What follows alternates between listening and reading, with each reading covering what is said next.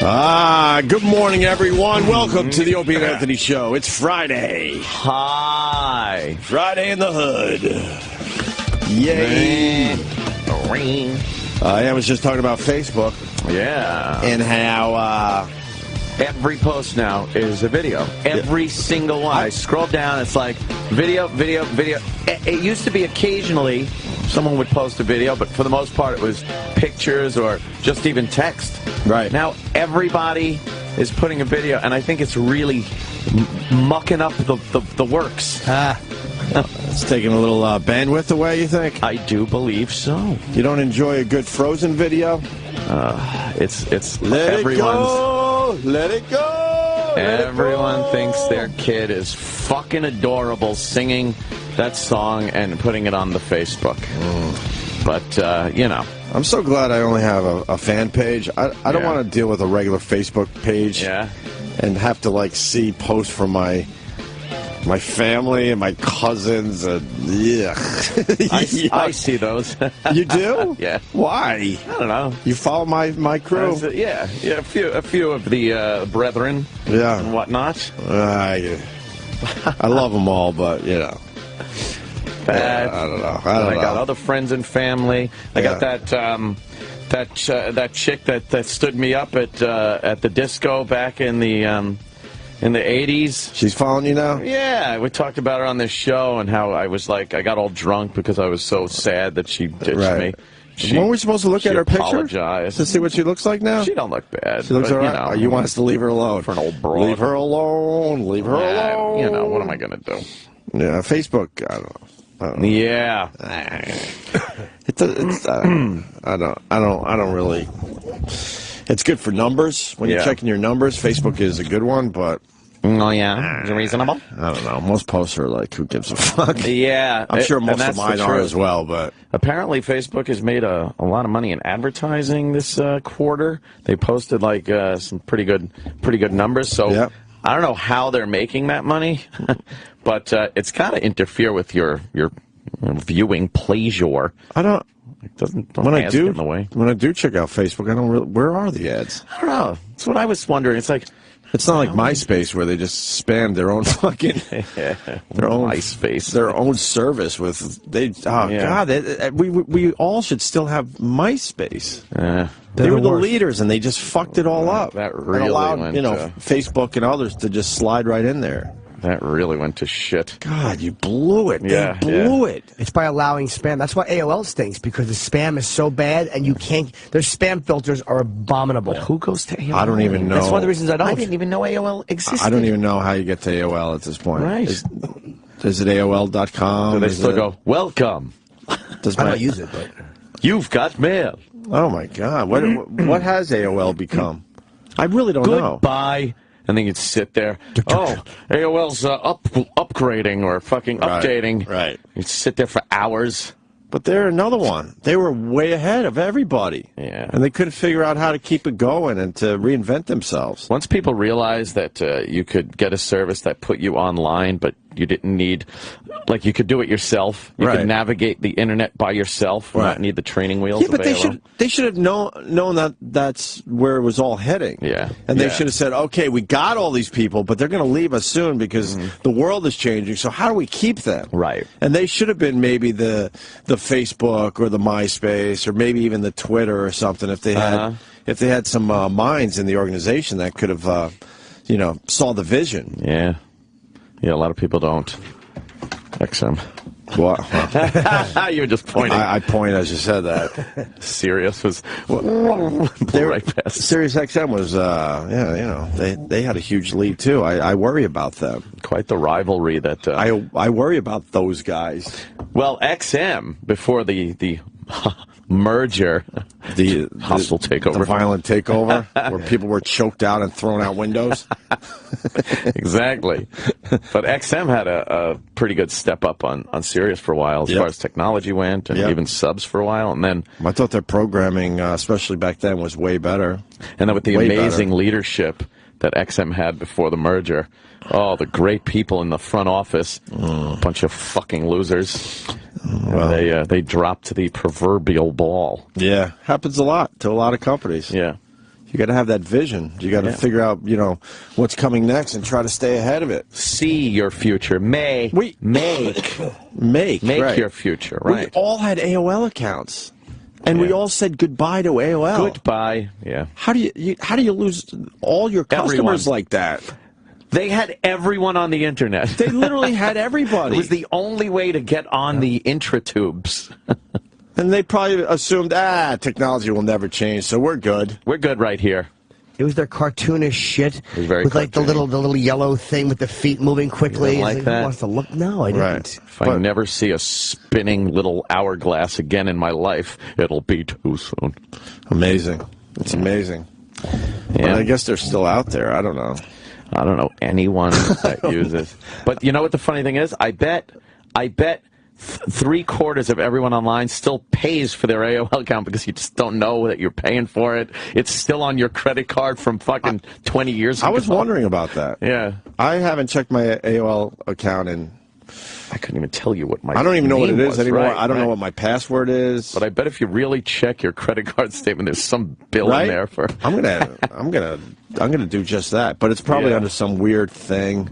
Remember they used to send floppy disks before even the CDs? Right. They would send like that 3,000 free hours. Right, yeah. Sign up. And then they'd send you this to the CD. You have a pile of them. Sure. Freaking coasters. God, and then they just let everyone leave. It's amazing. Yeah. Once you realize you could get I think cable companies, when they came up with the whole thing that you were online all the time. You didn't have to sign in, log in, and dial-up service and shit like that. All of a sudden, your cable modem just has you on the internet all the time, and you just punch a browser up and you're online. That killed them right there. But they should... I'm going to keep going back to the same point. They should have understood that all that was coming. Right. Like Facebook was... they were nobodies. Twitter were nobodies. Yeah. MySpace, same thing. I guess it was too hard. And it's all the same people. I guess it was too hard to... Like, people wouldn't pay their cable company for a cable modem. Right. And that service... and also pay for AOL. Like, why would you do that? Of course. You're online, so they almost had a built-in obsolescence with their I guess with their business model. They should have found a better way to make money, which is through certain ads or whatever, and then not charge you. Yeah. But they probably didn't do that. By the time they did that, everyone realized, well, they kind of stink anyway. And people were still on the fence about advertising on the internet at the time. Right. I think it's a combination of bad business and bad timing. They just had bad timing. Our old boss didn't understand it. No, that's Mel Karmazin. He didn't really want to embrace the internet. What's that? Because he didn't know how to he didn't know how to make money with it at first. I was a big CompuServe guy. Oh, CompuServe. So now the internet is. I mean, they probably make more money than any other. Right. Any other entity as far as advertising goes, right? Yeah, they. I mean, it is official now. You cannot watch a YouTube video without some kind of commercial. Don't you hate when you're watching it and you just see the yellow thing start? And you're like, all right, it's an ad. Damn it! All right. Yeah, I hate even when you're reading print things, and you get through the first 3 or 4 words of the first sentence. They let you have that much to get you. They rope you in. And then an ad comes sliding in from the side and just blocks the text. Right. You're like, I don't even want to X out of this because I'm on my phone and it's too small. And I try to X out, but I hit the actual link and that's all. It's fucked. That's all on purpose. Yes. As you know. Yes. So at that point, I just say, I don't need to read this article. A lot of times you bail. I absolutely do that. I'm like, screw it. Yeah. And if it's a story that's all over the place, I'll just find it somewhere else. I'm not doing that. Imagine you're especially sitting... when they get sneaky, like you just said, where you can click out, but it's a micro fucking unit. Could you imagine away years ago from the actual ad? You're sitting in a library reading a book, and someone just comes and slides a pamphlet in front of your book. Right. Like, hey, look, I'm doing this tonight. You want to come see it? You punch him in the face. Of course. But you imagine if someone said to you, hey, instead of coming to this library and picking up this fucking dumb book and sitting here and being quiet, you could look at it on a magic screen at home, and all you got to do is click out of something. We would have said, I'll take that in a second. I'll take. Yeah. It would have been. Oh, I'll take that. Just like Sebastian Bach said yesterday. yesterday with music. Pretty much, as I hold up my phone, the whole library is almost on this phone at this point. Every song ever written. If you want a book, any book in the library, you pretty much, well, not every, but certainly a ton of them you download right to your phone now. IMDb is great when you're watching a movie. And it's like, oh, that motherfucker, who the fuck is that? You don't even wait 2 seconds to try to figure it out yourself anymore. That's why I think school's becoming a waste of time for people. Yeah. Well, you just have to know this stuff. School schmool, I say. Why learn anything if it's on your phone? Everything's on your phone. You have your phone with you all the time. Right. I don't know. I forgot my phone today. I'm stupid. I got nothing. I'm stupid, man. I came into work stupid today because I forgot my phone. Right. I hate people that reject the internet. Like, you know, there's people that really reject the, all right, you know, you do that. I just fucking kill yourself. What? You want to sit there all day staring at your hand, bada boop, boop, boop, boop, pressing buttons. Yeah, I do. Exactly. Instead of talking to you. Exactly. I'm going to look at you and your fucking unshaven face. You bore. Your terrible stories.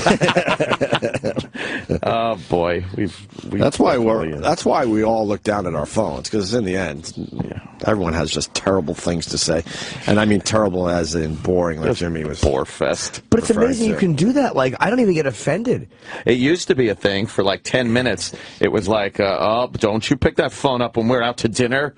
But now, you know, everyone at the table at some point picks up the phone. Now it's like, how long are you spending before it becomes offensive? If someone's like the whole time sitting there fucking with their phone while you're having dinner with them, that's a problem. But at the points, you know, especially if someone goes up to go to the bathroom, it's like, oh, I'm going to go to the bathroom, I'll be right back. Whoosh! Right. The first thing you do is pick up that phone and start fucking looking at some bullshit. Well, when you go to a dinner party and everyone gets their seats, the first thing they do is they go to their phone. Go to the phone. As soon as you know you're settled for a little bit, everyone just grabs their phones. Wait, you ever actually go to the bathroom so you can check your phone? And for any reason other than you feel like you're missing something. It's all little tricks you do. Oh, I forgot something in the car. Right. I got a shit. And then I just check my chest, and I check Twitter, and I go back inside. It's a waste. Yeah, it really is a waste, too. Like, what's coming in that's so fucking important? Yep. All right, Friday. Let's say hi to Heather. She'll be first today in Iowa. Friday. What's going on, Heather? Guys. Hey. How you doing? Pretty good. Hey, I was on Humble and Fred's page, and I saw that they're saying that we're attacking them again, instructed by you guys. What? Well, we've never, well, I don't know if I could say never, but we certainly did not tell people to attack Humble and Fred's Facebook page. Our listeners just understand at this point what we might want. They just do what they do, and it's amazingly funny and, you know, very creative. They're just douchebags, and they have nothing better to do. Well, they kind of, out of nowhere, sort of attacked our radio show. So, you know, they hit us with a little pea shooter, and we always hit back with, like, nuclear warheads. Right. It's always been our thing. That's how you win. Yeah. Sometimes people will take an innocent shot at us, and then we just completely go over the top. We're not getting bogged down in a Vietnam-like conflict. We just burn out their entire village. Right. Scorched earth policy. Shock and awe. Right. Yes. And they might have hit us with a BB in the ass cheek. Yeah. It was a little uncalled for, though. Like, they could have said, like, hey, that's not for us. But they did kind of go out of their way to go, it's not a funny show. Exactly. We're funny. And then they kind of were saying, like, hey, you got to do this on stage. And it worked. It's like, when you say that, you really are putting yourself. You're opening yourself You're opening yourself up in a way that's unnecessary, because this show had never said anything bad about them. And the listeners find it fun to do. They love going on Facebook pages and posting their hilarious Photoshops and whatnot. So, and what are you going to do? We do laugh. We laugh. Yeah, Williams says it best. If you ain't got 5 haters by the end of the day, you better try harder. Come up with a longer quote next time. I can't get that on a T-shirt. What the fuck? You know, it's like Harry Chapin once said, the cat's in the cradle and the silver spoon. Blue boy blue and the man in the moon. When you coming? I heard you. That'd be a lot of writing for a T-shirt. Yeah. Bumper sticker. All right, Heather. Thank you. Sorry. I didn't mean to do that. Oh. I think she was a female truck driver. Like, oh, thanks. Right now she's looking at her phone, like all pissed. What a coincidence. E-Rock just handed me some Humble and Fred audio. Humble and Fred were addressing the situation. But they were. They finally got on the air and talked about it. Huh? Talked about the Facebook page getting destroyed, and good for them. Talking about us, talking about them, and trying to explain their original comment about us. Can't wait to hear it. Want to hear some of this? I certainly do. Humble and Fred explained their O&A story, and it was 13 years old. What? That little shot they took at us, they failed to mention that it was something they heard 13 years ago. Are you kidding me? Wait, what? You know that little shot they took at us? Said they heard the show and it wasn't funny? Funny, but they're fun. Or the PD said, yeah, but they're fun. I guess that was from 13 years ago. Oh, my God. Oh, wow, okay. But I think they said it recently. Yeah. But they said it recently, but they were talking about when they were listening 13 years ago. If they would have said it's something they heard 13 years ago, then we probably would have just said, fuck it. Because, we know what we sounded like with the bra bombing thing and everything. Whatever. We had our douchey moments, trust me. Well, 13 years ago... We'll be the first to admit it. No, that was NEW. That wasn't NEW, all right, then fuck them. That was the Big Apple, if I would. That's right. Okay, we had Arthur Simeon. All right, yeah. And Aisha Alpha, a couple of our friends who are stand-up comics, and we were talking about stand-up comedy versus radio. And we were saying, I was saying, that a lot of typical radio shows, when you hear them, like the bunch of people in a morning zoo setting, someone will say something, and everyone breaks into laughter as though it was actually funny. And we were talking about it as a stand-up comedy exercise, and I was basically saying if you could lift the words from what was said and put it on a stage that night, it probably wouldn't get the same reaction. And this was a discussion with comedians about stand-up comedy. And then in that conversation, we mentioned a story about going to New York with our bosses. In 2001. It was 2001. So it's a 13-year-old story. Yeah. And it was really more about... That's old. Holy shit.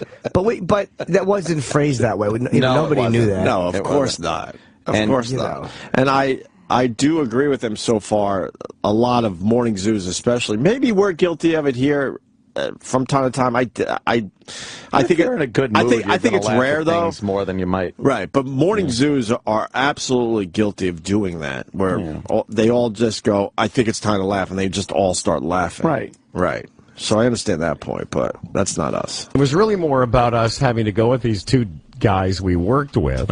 We basically got a free trip to go listen to New York radio because that was before you could just sit in your computer and stream it. Stream it. So we were being consulted to death at the time, and you and I talked about on the show recently about having to sit down and listen to a bunch of New York shows, including Opie and Anthony. Right. And we sat in a hotel room, wasn't it? Yeah, it was like 8 o'clock in the morning. We got up, we had to, first of all, hammered. That was God, we're really famous, man. Guys are flying in from Canada to listen to our show in a hotel room to maybe pick up some pointers. They're sampling the show. Did we ever have to do that? No. Oh my God! However, it's a suggestion that I wouldn't frown on. But you know what, though? That is so weird that there's consultants that actually do that for radio shows. No wonder they didn't like it, though. Can you imagine if a consultant said to fly somewhere and listen? All you do is motherfuck the show. Yeah, and go like, listen to these guys. Listen to them. Tell us to listen to this. Yeah, I kind of don't blame them. Because they probably feel like they're doing, their thing. Yeah, they're doing fine on their own. Why would they have to listen to us in a hotel room of all places? Want to go out and see New York and hang out and fucking see the sights? They're like, no, sit here. Their show is starting. Us fucking hassling a guy that's whistling. Jesus. First of all, hammered. That was the same trip, by the way, where I threw up outside of the cab. If you're connecting those dots. So the point is, we're listening to this, and again, it was just a one-off, but again, we had sort of came to the conclusion after listening to that episode, we really didn't find it that funny. Remember that episode? There was a girl laying on a couch, pleasuring herself with a dildo or something, and that was sort of the focus of the. You know what? I got to go back to saying these guys are idiots. Right. I'm trying to have an open mind. What did you say? I didn't hear it. But describe the bit that they were listening but to. Not everything we did was supposed to be funny, you idiots. That's a girl on a couch. Like That's a girl on a couch pleasuring herself with a dildo. This was before you could find anything like that on the internet. Yeah. So on the radio, if you have a girl completely naked pleasuring herself on the couch with a dildo, that's great radio for that day. Yeah. But it's not going to be funny. Maybe we throw a couple funny lines in, but we're all thinking, oh my God, this is titillating for our listeners. Yeah, there was something really fun about a girl pleasuring. It's hard to knock a girl pleasuring herself with a dildo. Yeah. But they're confused. They're like, it wasn't funny. Well, okay. This show's not supposed to be funny all the time. But I'm sure we were probably having a good time. Yeah, of course. And laughing and having a good time. A boys' club. Right. With a dildo or something. Dildo. And that was sort of the focus of that segment. And it was like, oh, okay. Well, number one, we won't be able to do that on our show. Right. And number two, as I listen to this, it's really not that funny. That's all. And so when we were listening to that show and a bunch of other shows, Scott, Shannon, and Stern, when that particular discussion took place, we said, well, that was interesting. It was we thought it was pretty cool. And again, we would never be able to do it. We couldn't do that, so. But we said, but the idea is, okay, it wasn't that funny. And our boss's line, and this is what we quoted the other day, is, oh, it wasn't funny, it was fun. And so we used to mock each other and him behind his back, saying, well, because we would do something and we'd say, well, that wasn't funny, but it's it was kind of funny, though. I find this so weird, though. Wait, what would they do? I think that's funny because, like your PD says something stupid like that, right? And then you kind of pick up and go behind his back. Oh, of course. Oh, that wasn't funny, but it was fun. Like they kind of. But there was nothing wrong with that day being fun and not funny. We were going for, I'm kind of liking their explanation more than I was liking their original. Sure. Thing. They're strangely polite. They're very polite, aren't they? We were in New York listening to the Opie and Anthony show. But I love... Very nice. I really do, to this day, love studying this business because I find that really strange. Yeah. That they went completely out of their way. A consultant said, you have to go to New York and listen to New York radio, and we'll set you up in a hotel. That is weird. So what, they're sitting around and just going from morning show to morning show? Yeah.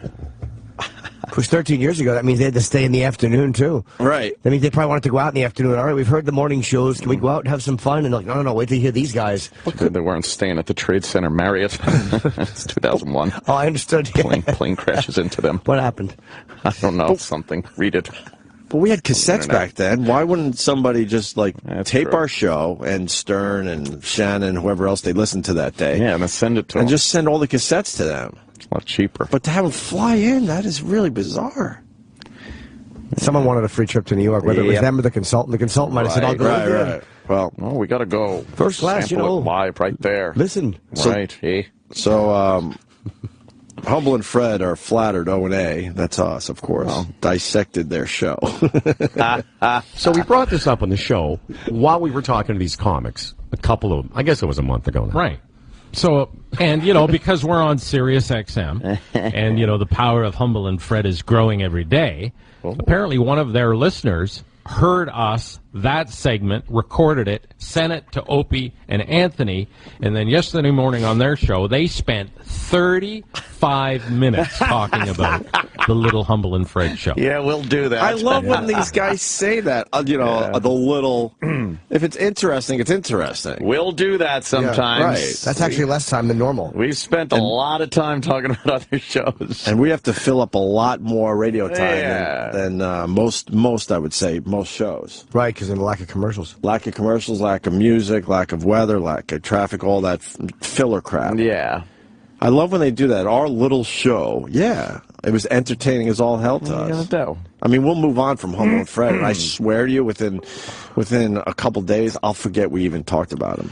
But the reality is we don't look at it like that. It's like if a show says something insulting. It's like if you're out, right? If you're out with your chick and you're in a movie theater. Chicken. And if you're out with your chicken, yes, and you're in Germany and you're going to fuck your chicken. But if you're out with it and someone insults you, you respond somehow. And if they're little, it doesn't mean that you go, well, I won't respond to the insult because he's a small guy. He said something. Right. I'm more likely to respond. Well, of course. That's a threat. Exactly. If he's 6'8" and he's got his basketball team friends with him, I'll pretend I didn't hear it and let them pinch my girlfriend's tits.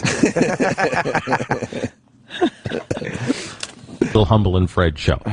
Which, I got to be honest with you, I was pretty flattered So by was it. I thought it was great. When I saw your note, and because I agreed, you sent me a note in the afternoon saying they just mentioned us like 100 times. 100 times I was going, that's awesome. Yeah, I mean, really, it can't hurt, because you know what radio's often like. Somebody hear Humble and Fred like 100 times, and then an hour later they might remember Humble and Fred, but they might not remember exactly what the conversation was about. But anyway, these guys took 35 minutes and they played a segment of our show. Quite a few segments, actually. And dissected it as they went along, pointing out that who are we to claim that they aren't funny 13 years ago when we aren't funny either.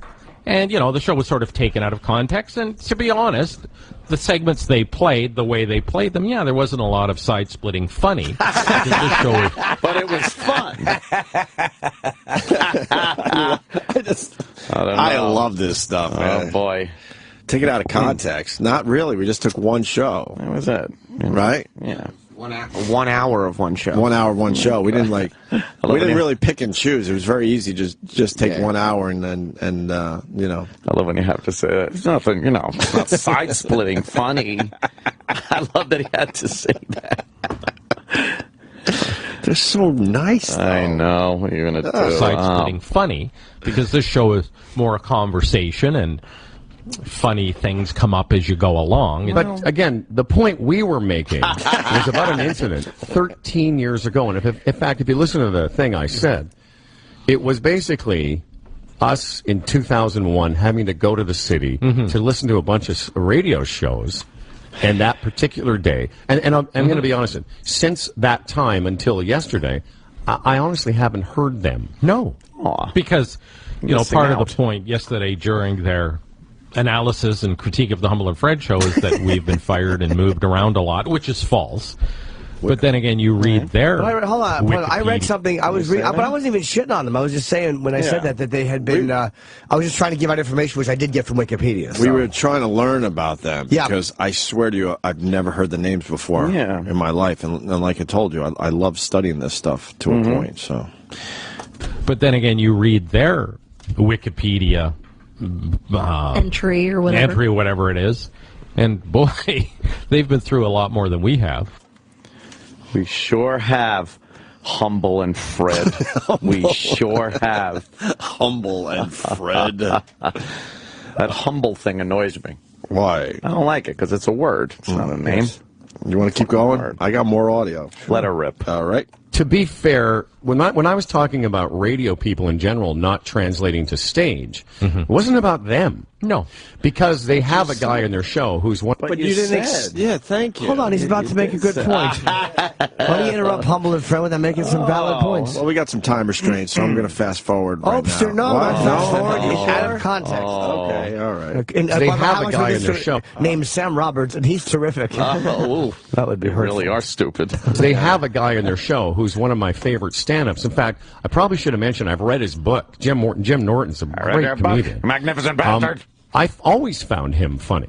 That day in New York City, we were listening to Opie and Anthony, and sure, we were jealous of the fact that they had a girl basically pleasuring herself through the show, but our reaction to our bosses was basically, we can't do that, and... You know, so what's the point of this? What are we supposed to take away from this? What are we supposed to take away from this? Sure. And the line was, well, it wasn't funny, the girl, you know, playing with herself, which we liked, but it was fun. And this was our boss's instructions, too, for what we could do to improve I do our like show. that. That's And funny. to a couple of little Canadian goofs, that was pretty shocking what was going on that show that day. You're a guy. It wasn't And shocking. when you figure what it was, I mean, very risque, pushing the envelope, on the edge, and all those things. So weird. Unfortunately, with it, there wasn't anything really funny going on. There wasn't. There might have been fun to some people, but I'm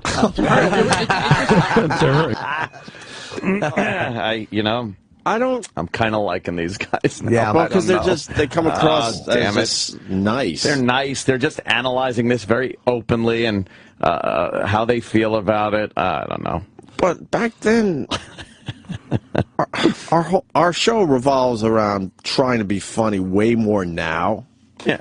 Than we did back then, because back then we were allowed to do some crazy ass shit. Yeah, we tried so that was to do part a lot of our that shocking stuff. It was part of our repertoire. Get a little news, get people talking. That's what the whole thing was about. I don't know why they keep focusing on the fact that wasn't funny. But it was fun. But it wasn't supposed to be funny. Well, they're trying to address the comments they made yesterday, which had their Facebook page besieged with black dick photos. So they probably figured they should address that one particular part of the comment. Right. Oh, yeah, I forgot about that. To her, at least. It just, to her, it just wasn't a funny segment, that's all. And I mean, we have lots of segments on this show that aren't funny, and I'm sure Opie and Anthony, they do 3 or 4 hours every day. I'm sure there's a lot of segments that, you attempt or you try or you work an angle and it's not really funny. Oh, we're always funny. But, or you tell a story about your kids or an experience or friends or commuting or whatever. Can you pause? That's where they're incorrect. We never. The name of this show should be Home Run After Home Run in the morning. Right. And he's we're leading the league in batting. Do you understand that, Humble? That's right. Fred? We're batting 106. You know what he's doing though? He's contradicting what he said. Of course. The other day, which is like the laughter. Are you taking what you do on the show? If you translate it to a stand-up stage, would people still be laughing? Wasn't that his point? I think they're trying to back out of this because are they trying? I think they're a little scared of our listeners. I would be. I think they're being. Are they backing out? I think they're being a bit humble. Oh, and Fred. And I believe they're trying to just nicely back out of the situation. Yeah. I think that's what's going on here. So this is how it started. That conversation with some stand-up comedians about radio. Again, not about them. Because I'm sure there are wildly funny moments on their program. There's just like there are sometimes on this one. They can't pat themselves on their back. Well, now they finally addressed the Facebook situation, which officially we had nothing to do with. Well, the listeners have their fun. That's their fun. I think they admit that here. Yeah. I think. This is how it started. And I will say this. Yes, there were some horrible and awful images. Some shocked the film man. What was the one that you didn't like? Aborted fetuses. Aborted fetuses on our Facebook page. And I'm going to... Hey, I got to tell Humble and Fred they're being very funny right now. The listeners are brutal, man. They're fucking brutal. Sometimes I scroll down what they've done to people's Facebook page, and I have the same reaction. Like, I can't even look at that. Right. It's disgusting. There were things the listeners do sometimes, like whether it's on Twitter, like when you fuck with someone on Twitter. Yeah. They post some really funny shit. Yeah. Really funny shit. Yep. I've said it, man. So inappropropriate. Our listeners, there's a lot of funny fuckers out there. A lot of them are really funny. Aborted fetus. Jesus. You sick fucks. On our Facebook page. And I'm going to say this, both Fred and I saw very many things that we did laugh at. There has been some funny stuff that the Opie and Anthony people have put up. Now, there's been some vile and horrible stuff. And listen, we're running a little business here, so we're going to try, obviously, to keep our Facebook page up. Hilarious. But I heard yesterday from a lot of radio people in Toronto, hey, what's going on with you guys and Opie and Anthony? And I was like, wow. Like, in a strange twist, just like the Blundell thing. We had more activity on our Facebook page yesterday than we've had ever, really. Yes, I know a lot of it was horrible. Honestly, no, some of it was awful towards you. Yeah. No, it really was. And, and that, again, that didn't come from Opie and Anthony. It came from their fan base. Well, the terminology and some of the intention came from them. Oh, there you go. Oh, yeah. See the whole. See, however, she's not wrong. Yeah, answer over slander. The intention came from them. Oh no, I know. And the thing is, their fan base. It was pointed out to us that they did not instruct their listeners to go to our Facebook page, and they claim that they didn't tell their listeners to go to our Facebook and do whatever you call that. What do you call that? Pesting it or Troll. something? Yeah. Well, they call themselves pests. Mm-hmm. But they did, if you listen to the segment where they talked about us for 35 minutes, which was great, they kept referring to our Facebook page and what was going on our Facebook page. So they weren't saying, go there and do this, but by mentioning it, I think people were getting Well, you're the on message to us. that, Oh, maybe boy. I'll go and do that. You know what I mean? So it was sort of a subliminal thing. Subliminal. Oh, this is so fucking funny. Oh, it's just the politeness that they have. You know, I don't know their show from a hole in the wall as far as what they do. All I've heard is what was given to us when we played it here on the air. But as just kind of people, I don't know. I think they're kind of regular guys. Yeah, I kind of like them. They're just nice. It's funny because they're like them reacting to this. Right. They're not being holier than thou. They're not fucking being so offended. I mean, they're like, yeah, it's kind of funny. Some of it's really awful. It's the same thing I think when I look at what the fucking listeners do. I think most radio stations that we hit on October, they're laughing at a lot of those posts. I think so, too. Because they're so over the top and so ridiculous. They're spelling everything out pretty accurately. I mean, you know. But the politeness as they, try to explain a horrific situation is just making me fucking giggle. Very, very nice. Yeah, and it's funny. I don't think their audience understands that we get how much more successful they have been than we ever have been. We get them. If they came up here and saw this and what we are, they'd laugh. They'd think we spent 35 minutes on that. And I said that to Fred and I drove up here today, and we tried to sort of set the scene a little bit for you Americans listening to us. If you could see what a mom and pop operation it really is, if you people who sent that stuff on our Facebook could see just how sort of again, mom and pop this really is, how we built this ourselves, how it's just us in this little industrial mall. Oh, my God. That's funny, man. You'd probably be jealous about the size of their studio. Yeah, exactly. No kidding. I guarantee they have a bigger studio than this shithole. Hey, are they redesigning this? The talk seemed to dry up. The talk went away. No, that week that we're off is what we're only taking off for that reason. All right. What do you know?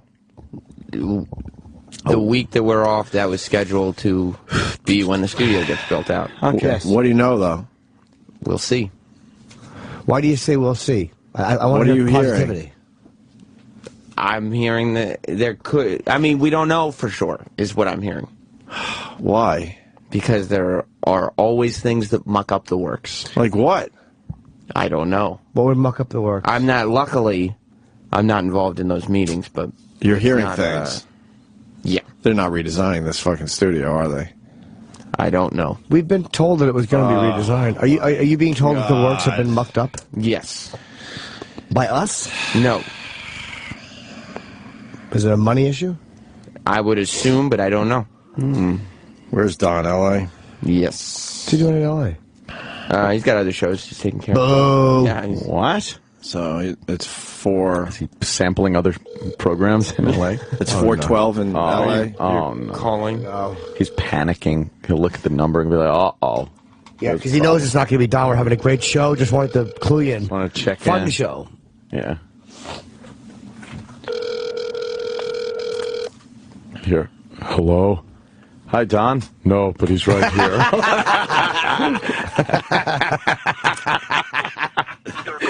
He's in a hotel with another man. No, I understand. We got I quite enjoyed that. We got it. That's good. My phlegm is bunching up as I talk into the radio. Ooh. I do know that... phlegm. No, Please, the other... I was going to do what I swallowed cum joke, and I'm like, it's not even 7 a.m. Oh, it is 7 a.m. It hit me the other day. I was like, wait a minute. I don't think they're redoing the studio. Because all of a sudden I'm like, wait a minute. We're not talking about that anymore. That's right. It's that carpeting I kind of out put there. that on the back burner like, okay, they're finally going to do it. God, I was tricked again. I think they did some budget shuffling with that carpeting out there. It's all nice, right? We're walking on our fucking studio out there when we go to take a piss. So that's our new studio. Is we're actually supposed to broadcast from the hallway. Right. I do know that Don and Tim are working hard to try to make it happen. So why don't they just... That I know. Okay. Why don't they just tell us they don't want us here? Huh? Make it nice and easy for everybody. Christ. I think they're caught in a dilemma because I think you're right. I think they would prefer we weren't here. However, they do understand the show has a following, and if we leave, they don't know how many people they're going to lose. Who are you calling now? Tim. No. Is he in L.A. too? No, he's on vacation. What? How come he doesn't go when we're on vacation? Because you guys are never on vacation. We're going in May. Just for like a couple days. I'll pop lock. I'll tell you. Timmy! Don't. I'll tell you what they're doing. Timmy. They're going to use it. I know you're as a there. little bargaining chip. What's that? Yo, Exactly, Timmy. Chippo. They're going to use it as a little bargaining chip. What's that? Saying like, well, okay, look, we'll take care of your studio, and that will be something they can throw in the works come October. Now, they may very well revamp the studio when they said they were going to. There's no official...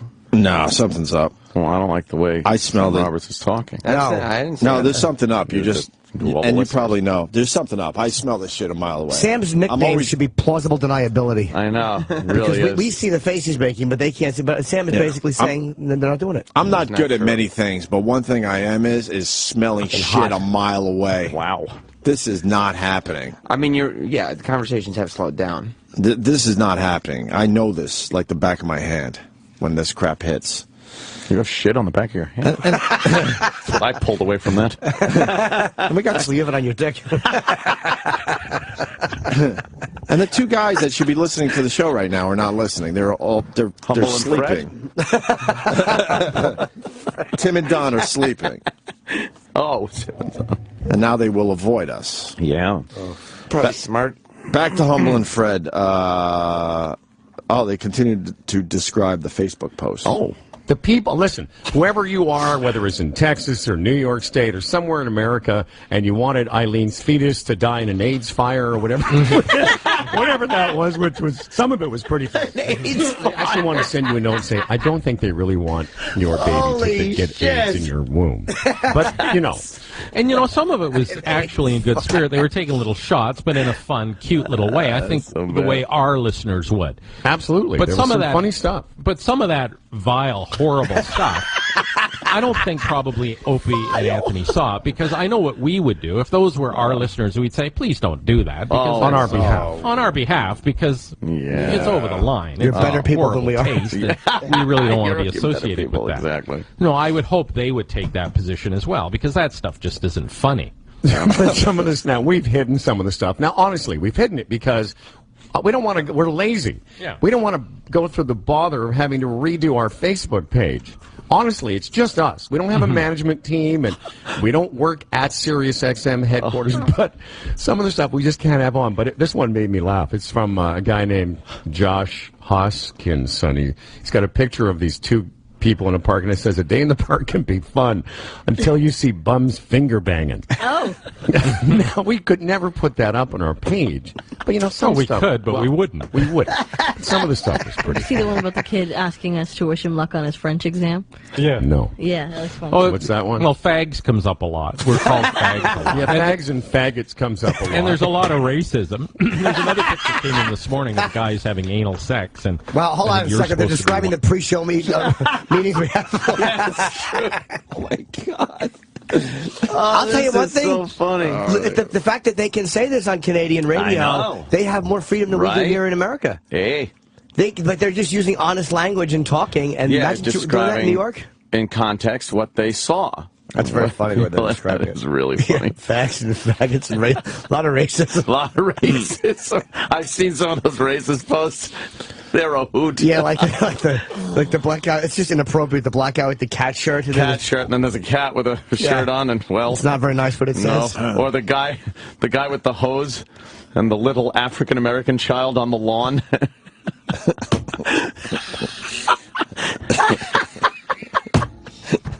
Oh, Beretta. The fucking what is it called? Those little photos.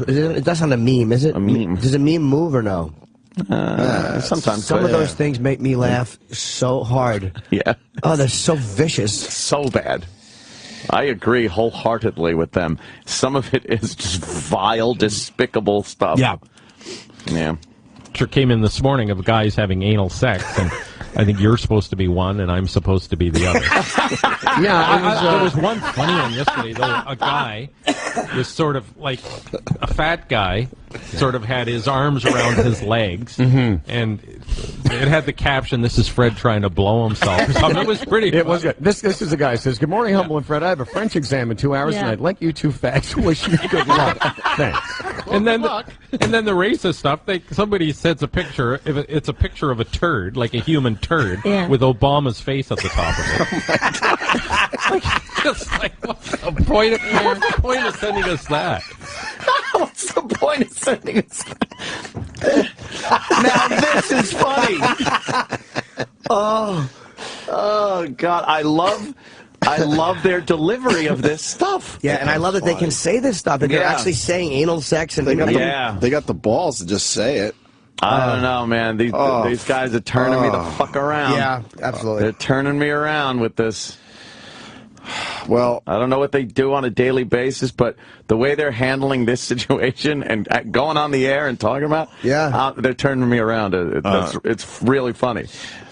Tim Sabian texted me because I just called him. He said, "You okay? I don't have good reception." So I wrote, "Are they going to redo our studio or not? No runaround, please." Oh boy. He wrote, Jim Meyer, who's the current CEO of SiriusXM, said in the town hall that it's part of the 36th floor upgrade. He didn't say that. Maybe there was another one. We got 35 floors to go before us. That's how I read that. He said that there's going to be $40 million worth of, upgrades on this floor. On this floor, 40 mil? Right, but does that include this studio? Well, it'll definitely, yeah. But, I mean, I just don't know if it'll be next month. Oh, you know what I mean?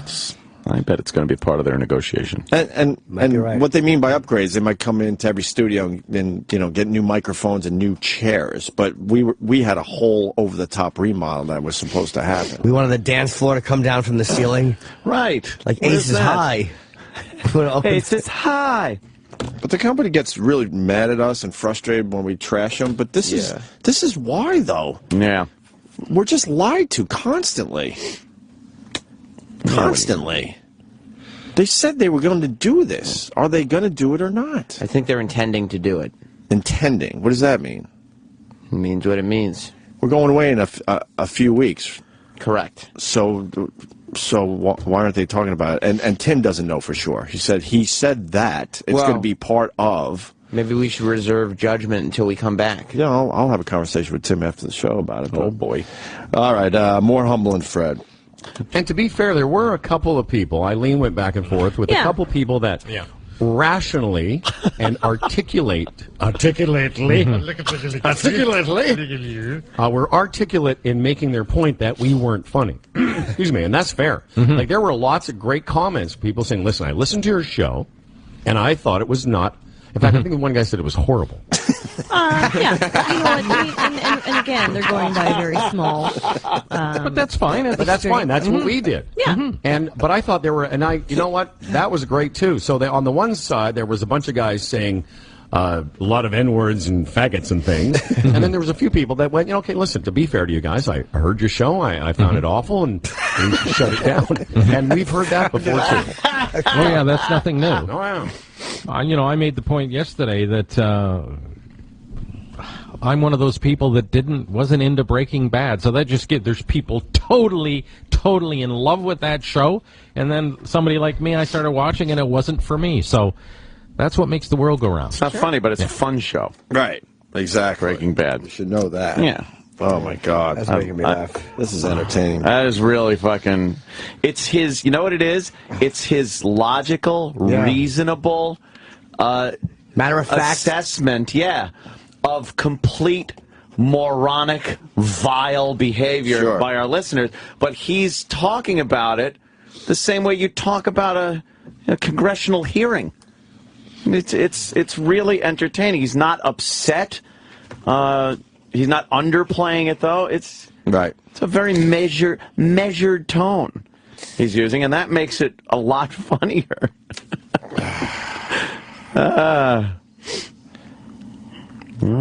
And the fact that, they're probably just broadcasting from what amounts to a podcast studio, and, just up there in Canada trying to do a goddamn show, and these despicable listeners start posting racist, fetus, progeria kids. Your baby dies of Hitler. An AIDS fire. AIDS fire. Wow. I don't even know what an AIDS fire is. It doesn't exist. No.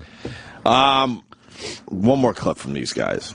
It gave them 35 minutes of content. So again, at the end of that, I'm thinking, boy, they're that hard up for content. No, I hate when shows do that. No, we're not.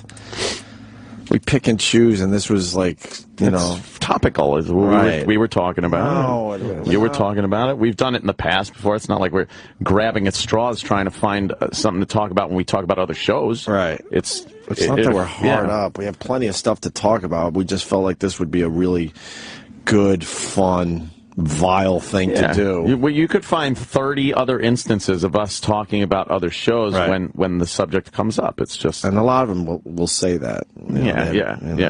They ran out of content or whatever. To that, I'm thinking, boy, they're that hard up for content. No. They want to dissect this goofy little show for 35 minutes. Go crazy. We appreciate it, but wow. And really, we should send some pictures of where we work and what it looks like. That'd be cool. To Opie and Anthony. Do I that. guarantee you Do that. Do that. Building they're working in New York City. I want to see that. It's a lot different than this. Yeah. We're honestly one step away from an Orange Julius. We're that close? No, seriously. We're like one of those sketchy things in the food court. Yeah. Where you're like, okay, they're in a mall. Taiwan, what's that food? Yeah. It's some kind of meat on a stick operated by a couple of goobers. That's us. Goobers. Okay? We're like the mystery food served up by some swarthy people from a foreign land. I'm only laughing because, you know, a few weeks ago there was that picture of the guy they found in the Middle East somewhere that hadn't taken a bath in like 60 years, and his hair was all matted and his fingernails were overgrown. That's us. Yeah. That's who we are. They found us somewhere. Oh, you know, those two guys have not bathed in 37 years. Let's give them a hot meal. What? All right, now they're getting boring again. Roadkill. Yeah. I guarantee you, if Opie and Anthony saw this, they'd be like, seriously? This is what we got excited about? They probably fall in love with us because they go, they would. isn't that sweet? Look what those guys have done. Because like Opie and Anthony, I mean, if it wasn't for this, we were without work, and we had to figure out a way to survive. And we came up with this idea, and, you know, depending on your level of... They do it themselves? What your I guess so. perception of level of success is, we are thriving in this situation. But... You know those... You see those pictures where they've rescued a dog, and at the beginning of the video or whatever, on the pet website, the dog's got he's just dead looking. Yeah, That's us. Mange, and then they bring him back to life. Donate now. You're absolutely right. They would probably want to adopt us. I can't. They would probably say, listen, you guys. Can't say anything bad had now. no idea. Oh, boy. It was so pathetic. Yeah. How are they, though? The question is, how are they on the air? How do they do it up there where they can actually just do it themselves and be on the air? I don't know. And then they sell the show. And then they're selling it. Oh. But Sirius picked it up. That's cool. So they're probably making about $100 a week from Sirius. Yeah. It's about to go on rate right now for a radio show, I believe. No, I ain't joking. That's not even a knock on them. I'm not joking. It's just what they're doing. In fact, the more I think about it, the more I find that amusing. Because, honest to God, they're driven. I guarantee you, those two guys are driven to work every day in a limousine. Nope. And rightly so. An Escalade, but I drive it. Manhattan. See? We honestly, we're like three-legged dogs. We're eating roadkill, and we haven't had a bath in 70 years, and we're running a food court. Food outlet. Okay. Food court. And there you have it. Humble and Fred. Are they in a food court? Good for them. They're in a food court. If you could get the message to Humble and Fred there, I would like to see pictures of their operation there. Well, just get them on the phone. Let's just talk to them. Oh, boy. Once that happens, you know what we do. South. What? No, we always, kiss ass. We wind up becoming friends. I don't mind those guys. They're fun. Humble and Fred over the compound to the pool. I could see it now. That came from a good place. I think they enjoyed it a lot. That was funny. I think they enjoyed the attention, and I think their assessment of the whole situation. I think they laughed a lot in the last day or two. Very funny. Right. So I'm sure, and I'm sure of this too. The vile, despicable stuff that he's talking about, they laugh at that too. Right. You can't help but it's so outrageously wrong. Some of that stuff that it just is very funny. All right. George on Long Island is going to tell us why the studio will not be done anytime soon. What does George know? Georgie, what do you know? Hey, good morning, boys. Hey. Hey, listen, and Anthony can verify this. Unless you guys have had guys in there measuring for ductwork and architects looking around, you're at least 6 months away from seeing anything. That is true. There hasn't been any kind of lead work done. There was for a while. They were showing us like, hey, this is going to be the new board, and we're thinking of these light fixtures or whatever, and all that went away. And it just hit me the other day. I'm like, oh my God, they're not doing this anymore. Yeah. I smell this shit. I got my little monitor. I got my little monitor. And they got rid of the old phone finally. They did. And if it's your studio, I'm sure you guys would want to see all of the stuff that's going in your studio. We actually saw blueprints, a design of. We were gonna like lay it out a little differently, but all that just went away. Yeah.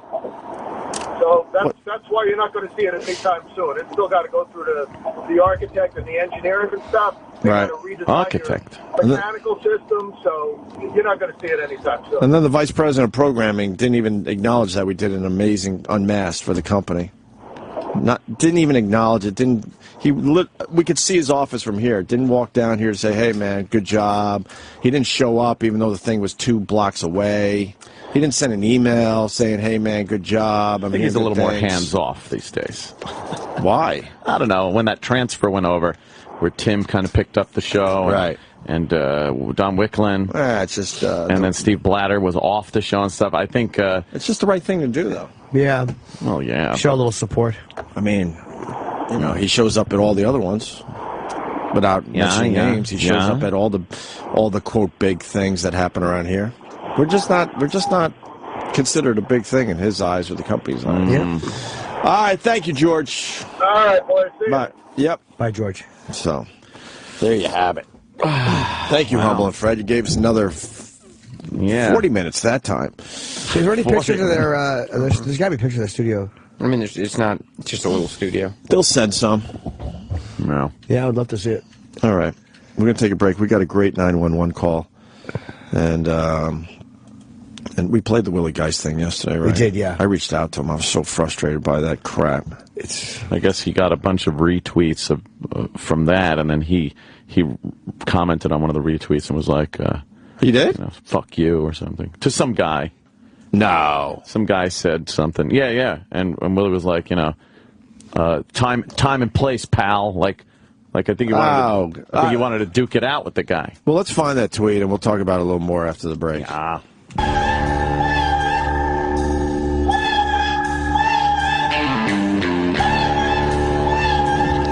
We're back.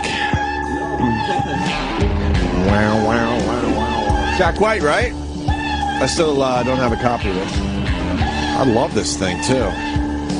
Rest of the album good? Huh? Oh, the album's not out? It's good. I got to get this. Is that You heard the whole album. Yeah. You're getting cheeky over there. I'm not. Yeah, I see it. No, he was just cleaning his teeth. I saw with his him. tongue, Sam. His dimples start to show. Yes, they do.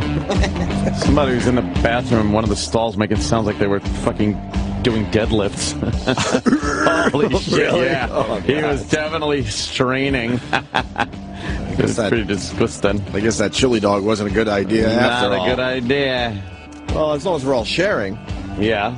I just discovered I got bad breath this morning. What happened? Nothing worse than when you drink your coffee, or in this case, it's green tea, and you smell your own breath on the little like hole that's in the lid. The little bung hole on top. Fuck, man. Should you get someone to smell it? It's not that bad. I just know my smells. I know that's one of the bad ones. Oh God, damn! Oh man! Anyone have a breath mint? Yeah, I do, but it's wow, punched out. Wow, a perfect punch out. Oh, that was like falling down the stairs. No, it was going to be. It was a breath mint. I couldn't. It was. Here's the point: it's my cock, but I couldn't think of. Oh, we all you knew might not like the shape of it. You might not like the taste of it. It's fleshy. I didn't know how to say it, so I panicked. We all knew where you were going. Yeah, you just didn't get there. How bad was that time. stumble? That was a bad stumble. It was a stumble.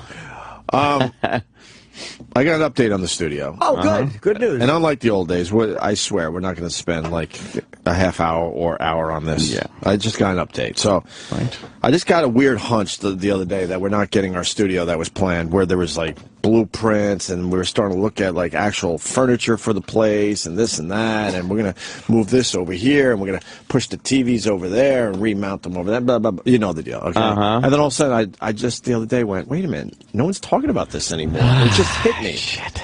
So I'm on it, And the two guys that would have an answer, Tim Sabian and Donnie Wicklund. Donnie Wicklund. And they both, I do believe, are doing a good job for us. They're avoiding my calls.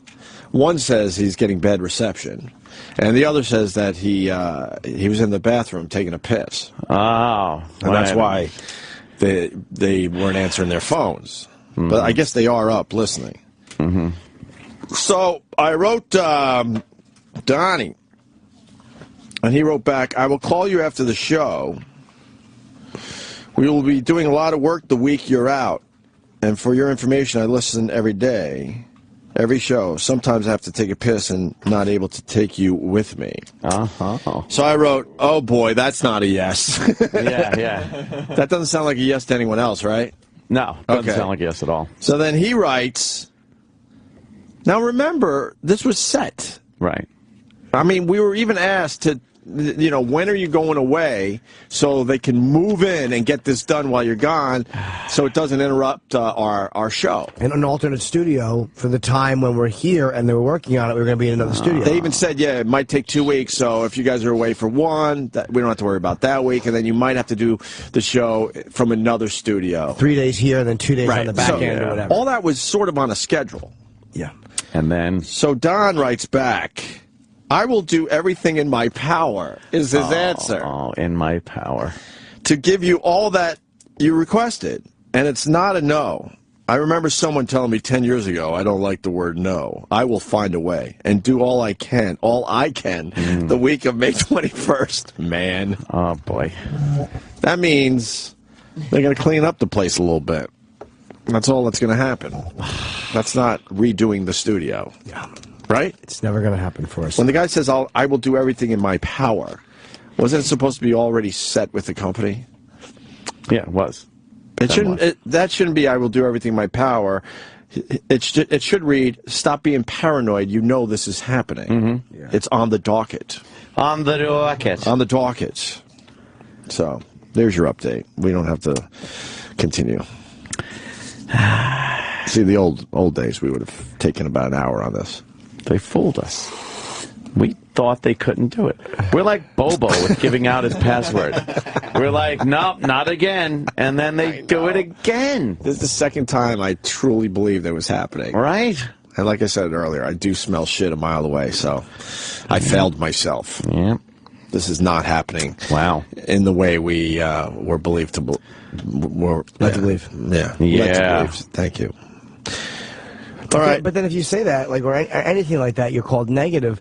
But the reality is when you're reporting on a situation and going, look, we were told one thing and that's not being negative if you're just kind of being factual about it. Well, this is where our frustration comes from. And, and then they get mad at us. It's like, but you promise us things and then make believe you never talk to us about it. You want a big event, so we come to you with a big event that's not going to cost the company a dime.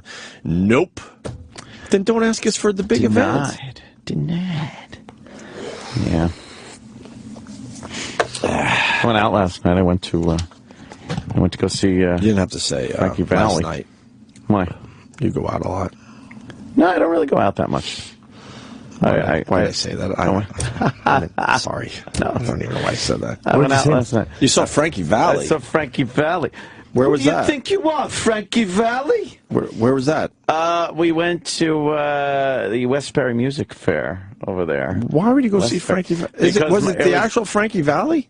Yes. Me, my brother, and my sister went out to dinner for my birthday. Right. And Dawnie got us Frankie Valley tickets because she, it'd be funny.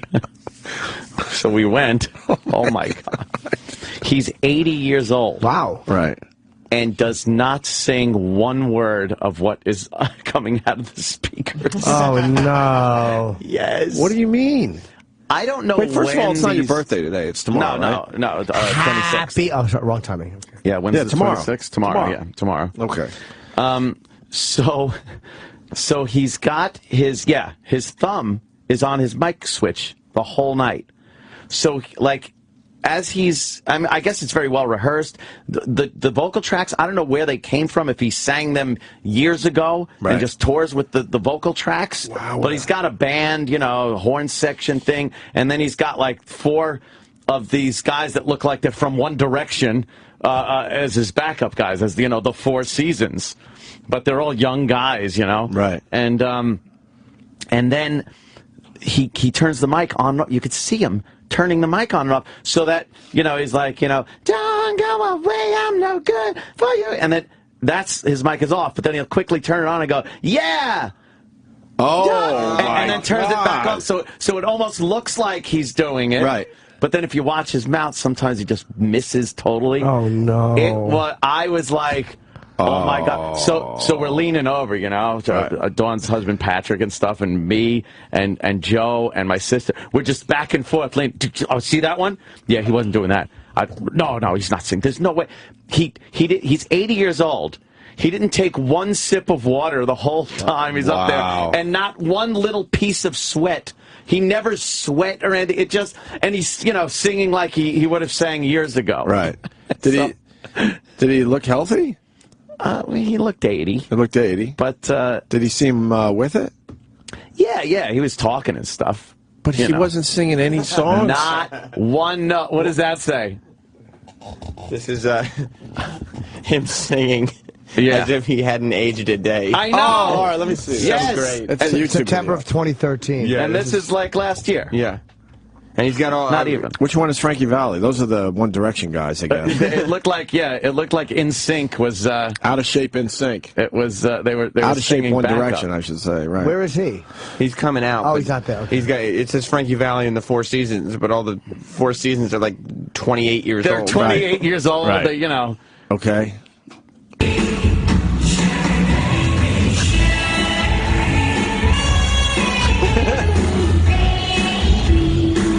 He's not singing. Oh my God!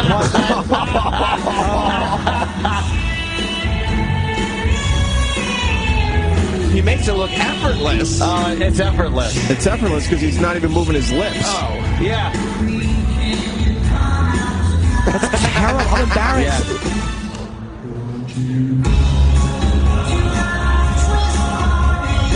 Oh my! Pause this. He sounds way too young. Right? That is not even close Dude, to him. it was... Or the current version of him. It was hilarious. That's a 50-year-old recording. Yes, we were cracking up. So he's lip syncing to a 50-year recording. He sounds like a teenager. And he's doing it horribly. Yeah. We could tell, like my brother knows all the technical aspects of live performances and recordings and stuff like that. So he was watching and he's like, look, the drummer is wearing his monitors in his ears, so he's getting the click track through his ears. What's that mean? That means like he'll just hear a tick, tick, tick, tick, tick for the song to know exactly when he's got to come in, the tempo he has to hold the entire song so that it goes off without a hitch. He's able to do the vocal and lip sync over the whole thing. Right. And the band's really playing. The band's playing. Yep. They had a live, band there. I was even a little leery about the backup singers, the Four Seasons guys, because it was perfect. Not one clunker was hit vocally the entire time. He still got nothing. He still got it. Yes. They probably need everyone to lip sync to make it smoother. That's what I'm thinking. To make it really. Oh my God, that's embarrassing. Smooth it out. Put that video up on our Facebook page. Yeah, we'll put it up on O&A Show on Twitter. Play a little more though. Let me see. It's a visual, unfortunately, but you're looking at a very old man. Well, although his hair isn't gray or anything. He looks pretty good. If he's 80 years old. He actually looks good. But he's barely moving. But he's smooth as he walks around the stage. But he's not even really trying. His lips don't even move. His lips don't move that much. There's no muscles in his neck kind of tightening up. He's not sweating one bit. And like I said, he's singing like that, and not one sip of water entire time he was up there. How much were the tickets? I don't know. Donnie got them for my birthday. Yeah, but man, people are getting ripped off. Is my point. No, here's the thing. If it's a cheap ticket and they say, look, he's 80 and there might be some shenanigans going on here, but if you want to see this legend, come on in. Here's the thing, though. The place, first of all, packed. God, it's so in the weird. round, every seat was taken. Of course. Every seat was taken. Oh, my God. It was you're getting people in their 60s and 70s in that crowd. And their audience probably doesn't notice. I mean, his audience doesn't notice either. They were singing fucking hands in the air. They thought they were seeing fucking Frankie Valley singing. So they paid a lot of money to listen to records. To listen to records. Oh, my God. And watch him walk on the stage back and forth. Right. Cheapest seat, because he's playing Westbury this weekend. $74. Wow. $74. And we were for all the way in the back. Dude, we were probably 5 rows back. That's $100. That's at least $100. And wait, how many shows is he doing? He's doing tonight, and he's doing tomorrow night, and then he goes to the State Theater. Because people, he's not going to strain his voice. He's doing 7 shows a night? Yeah, it's amazing. It's astounding. Golden pipes. He fucking did not a note. And we were just, at one point, we were just watching that thumb of his on the mic, because he's the guy. Turns the mic off. Now he can lip sync. And then he turns it on real quick to give a, let me hear you, people, in the middle of the song. So people are like, his mic is on, so I guess he is singing. To, complete the illusion. And tonight, there's barely a seat available. Yeah, dude, it was packed. It was fucking packed. Can we watch more of that? I tell you, them homeboys got quite a racket in the parking lot. I don't know what goes on, but we all pull in, and I guess, my brother's got a car and my sister and stuff, and then I pull in. Now, I noticed they waved my brother to the far parking lot. Now, an Escalade comes in, and one of the homeboys goes, yo, and starts waving me through one of the barricades to the close things, because I think he assumes that I'm going to grease him, because I was driving the Escalade, which, by the way, I did. Right. So I slipped the homie a 20 right next to the building. Boom. I'm parked. He's like, put it right here, motherfucker. He's probably not even working for the venue. That's the best part. Yeah. They like a little grease down there. Beautiful. Grease is the word, He sang that. But did he do all the echoes perfect? Wow. Oh, it was perfect. All right, let's see Frankie Valley. He should not sound like he's 20. No, exactly. No, it doesn't match up is the point. It's terrible. No. You'll see for yourself if you check out the video on our Facebook page. It's really strange. Yeah.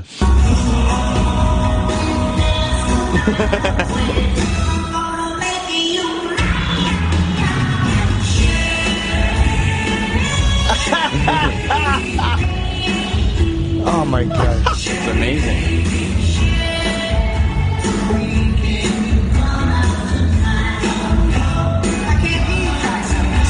See? Oh, wait, let me see the mic. Go back. Let me see the mic again. See? He goes, wait, go back. His thumb is there. see, he just flicked it. I didn't see him flick it. Look, the mic goes sideways a little when he flicks it. Right before he says, I can't hear you. Watch. He looks at it. Flip, right there. When he pulled the mic down. That's because he was clicking it. Yes, he was clicking. So he was actually, if we got this right, like Anthony brought to our attention, he only turns the mic on every once in a while to talk to the crowd. Right, so in case you're like, wait a minute, he's not singing this shit, but then he talks to you like, oh, he has to be. The mic's on? Right. He's got to be singing. That whole, he's right up you know there. how your freaking neck muscles, and he didn't even open his mouth for that part. Nothing. No, he looks like he's just smiling. I know, it's so creepy. He's just smiling. He's smiling because he's like, I'm getting away with this shit. Yeah. You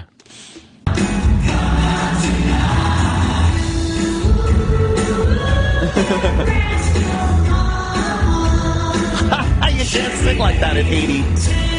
Why do the guys have to dance like that? That's how the Four Seasons dance. It's a bit fruity. Why don't you come out? Listen to this high note.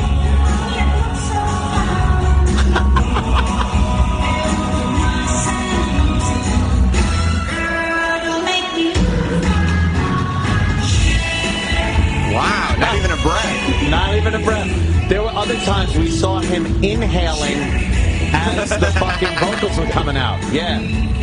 He's amazing, poor bastard. He's Pause. magic. Yeah. We caught him. We caught the 80-year-old lip syncing. Exactly. Yeah, but exactly.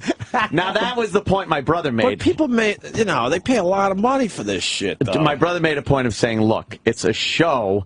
It's like he's 80 fucking years old. Just to be in the room, as he's performing whatever he's doing." And listen, like, that's sort of what's supposed to be worth the price of admission. It'd be way more fun for him to try to hit those notes at 80, though. My sister said she saw him, like, 20 years ago. Right. And he sounded like shit. and he couldn't sing those songs. So someone finally said, look, we're going to do it this way. We'll take you on the road. Right. Effortless. Right. We'll play some tracks, and there you go. Do you think he's embarrassed? Like, is that weird with your band? They all know you're lip syncing. Like, how do you? I know, that's what I was thinking too. Like the guys are just watching, going, "This fucking." He's guy embarrassed just... until he checks his online banking. Yeah, that's true. And he did sing these songs originally. He's making a bundle. That's right. There's a video going. This reminds me of another video that's going around. That's not an 80-year-old, but it's a big DJ, Steve Aoki. Oh, right. Oh, right, yeah. And he's huge. He's like one of the biggest EDM people. Right. But was he here yesterday? Yes. And does he just play that was him outside the studio? Yeah.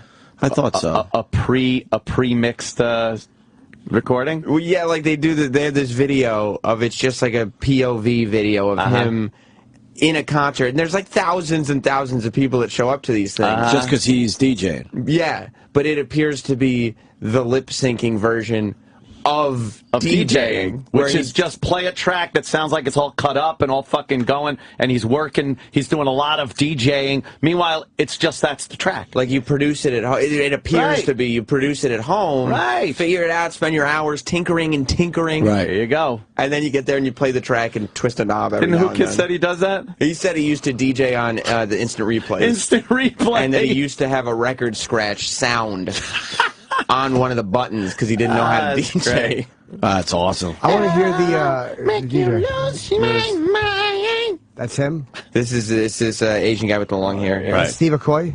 Yeah, he was outside our studio yesterday. Aoki, yeah. Aoki. Aoki was outside our studio. Think the girls like him? What's inside an egg? Oh, fuck yeah. Oh, God. See how he's like just kind of touching stuff? Travis, stop dancing. God. Oh, I gotta do my fucking jazzercising. Here. Wait, what just happened? Nothing. No one was touching anything. No. Big change like that. This is not that great. No. Twist a knob. Twist that knob. They're all laughing because They're they not. know. Yeah, There's nothing not going doing on. anything. Why is this guy popular? And then they can, you know, play with the crowd. No one's doing anything. They're not doing anything. It is the DJ version of lip syncing. Oh my God! What an They're easy literally gig. doing nothing. You just kind of like it's probably not even plugged in the equipment. All right, what's he gonna do? Nothing. Nothing. His hands are on the happened. faders, but he's not doing anything. Why you need 3 guys up there? You don't need any. Why are there 3 guys? Yeah. Oh my God! Just Nothing happened. Nothing. That's hilarious. Go back to Frankie Valley. I want to see how he ends that song. Yeah. Who do you think you are, Hill? What year did he start getting famous? You think in the 50s? This Early sure. 60s. Really, yeah, the kind of the late 50s, but he took off in the early 60s, like 62. Even with the Beatles coming to America. Oh, yeah. He was very popular. He's not even singing there. No. He's hiding his lips behind the microphone.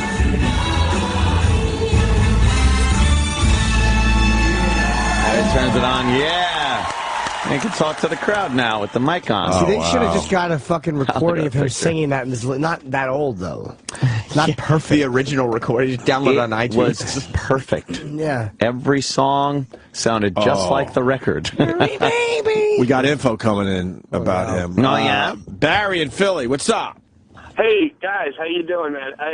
I've heard for years and years Frankie Valley is either deaf or almost deaf. What? I've been I've been hearing this since like the 70s. No, what'd you say? I couldn't hear you. That he's deaf. What? Funny, asshole. Who's the asshole here, sir? In this scenario? I'll vote for both of you. All right, fair enough. Yeah. Let's go to Anthony in Philly. Oh, a twofer. Mm-hmm. Go ahead, Anthony. Hello. Hey, you got to check out this video. It's World's Best DJ Fail. World's Best DJ Fail. Yeah, it's this kid at a party, and he's DJing like a maniac. And then they zoom in on him, and you see that the thing he's using to move all the sounds and everything isn't even plugged in. Oh, fun. There you go.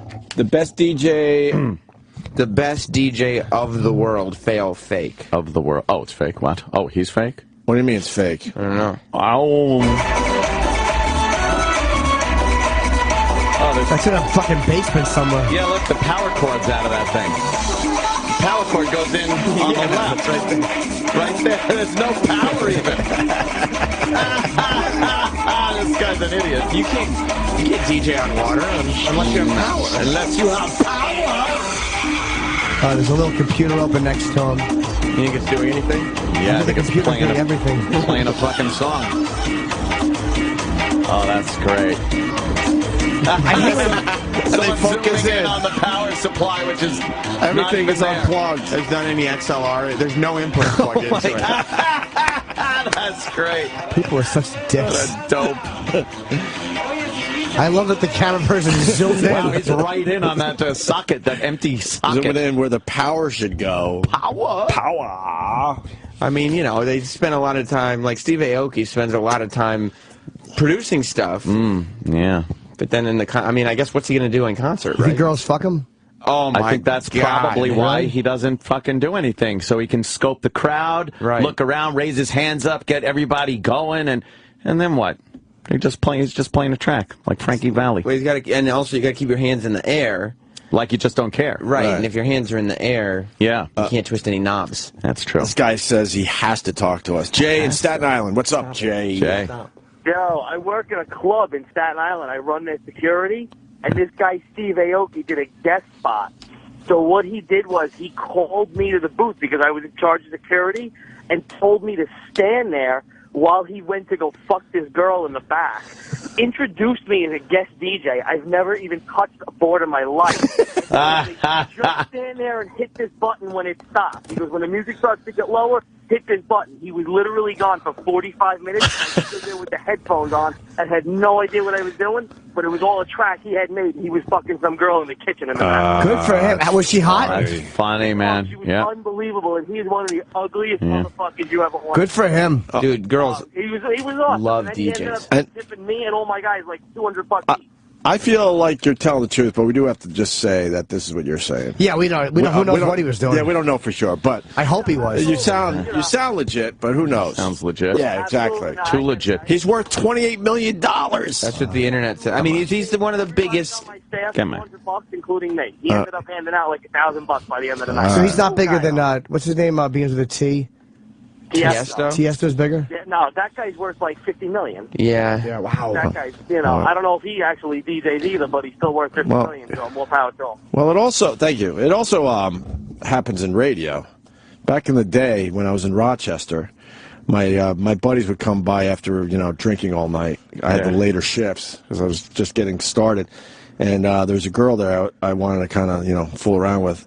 So my roommate comes by, John, and he's hammered. And I go, dude, I'm gonna go out in the parking lot for a little while. He goes, but what are you you're in the middle of your shift. I go, this radio thing's a joke. You know how easy this is? I go, I don't have to talk for 20 minutes, so this is what you're going to do. Okay, you see when this record goes down to, when the meters start going below this, then you push this button. And then I had another song set, so I had 3 songs to go, out and fool around as my drunk roommate was running the radio station until I got back. And he was extremely excited. He thought it was the greatest thing ever that he got to push a couple buttons on the radio. What'd you do with the girl?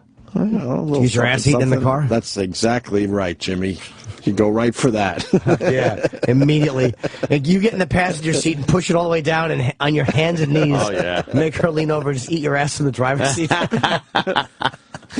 And it was quite the shot to the ego because then I have my own radio show on in the car as my drunk roommate is running the place. Anyone can do this. But I always thought that, like, geez, you can teach anyone to do the, the music stuff. Very, very easy, extremely easy, especially because they don't even pick their own music. All right. Yeah. That's funny though. But you guys had a good time? Yeah. Yeah. Yeah, we fucking went out to dinner, laughing, joking. Yeah. Yeah, they're definitely a lot of fun to go out with. How long was the show? A little over an hour, I guess. Okay. Something like that. They had a comic open for him. Oh, no. Good, huh? He was old. Oh, really? Oh, yeah. Was he dirty? He did a couple of little things that were a little blue. But do you remember any of his jokes? Or concepts, or? Not really. I did record some of it, just, to have the ammo. Right. But, yeah, I don't really remember what he was saying. Yeah. This guy. What his name was? Jared from Boston. Jared. Hey, it's Derek, but no big deal. God, why do we get all the names wrong? Because we're dumb. Hey, Ann, do you remember when Frankie Valley was on The Sopranos? When he was yeah. Tony used to call him the fucking midget. Yeah, the midget from New York. The midget from New York. Oh, God, that was Frankie Valley. Yeah, Rusty. Frankie Valley was... Rusty, right? Yeah. Oh, man, I didn't realize it was him. That was him in The Sopranos. He was great. Yeah. But his voice sounded like Edgar. I mean, he had such his voice was so old. Well, apparently when he gets up there on stage and belts out those high notes, he could sing. Yeah, do we have a clip from when he was on The Sopranos? Yeah. I didn't realize that was him. I forgot until this very moment. We're going to try to find a clip. Thank you, Derek. Okay, have a good one, guys. All right, brother. Frankie Valley.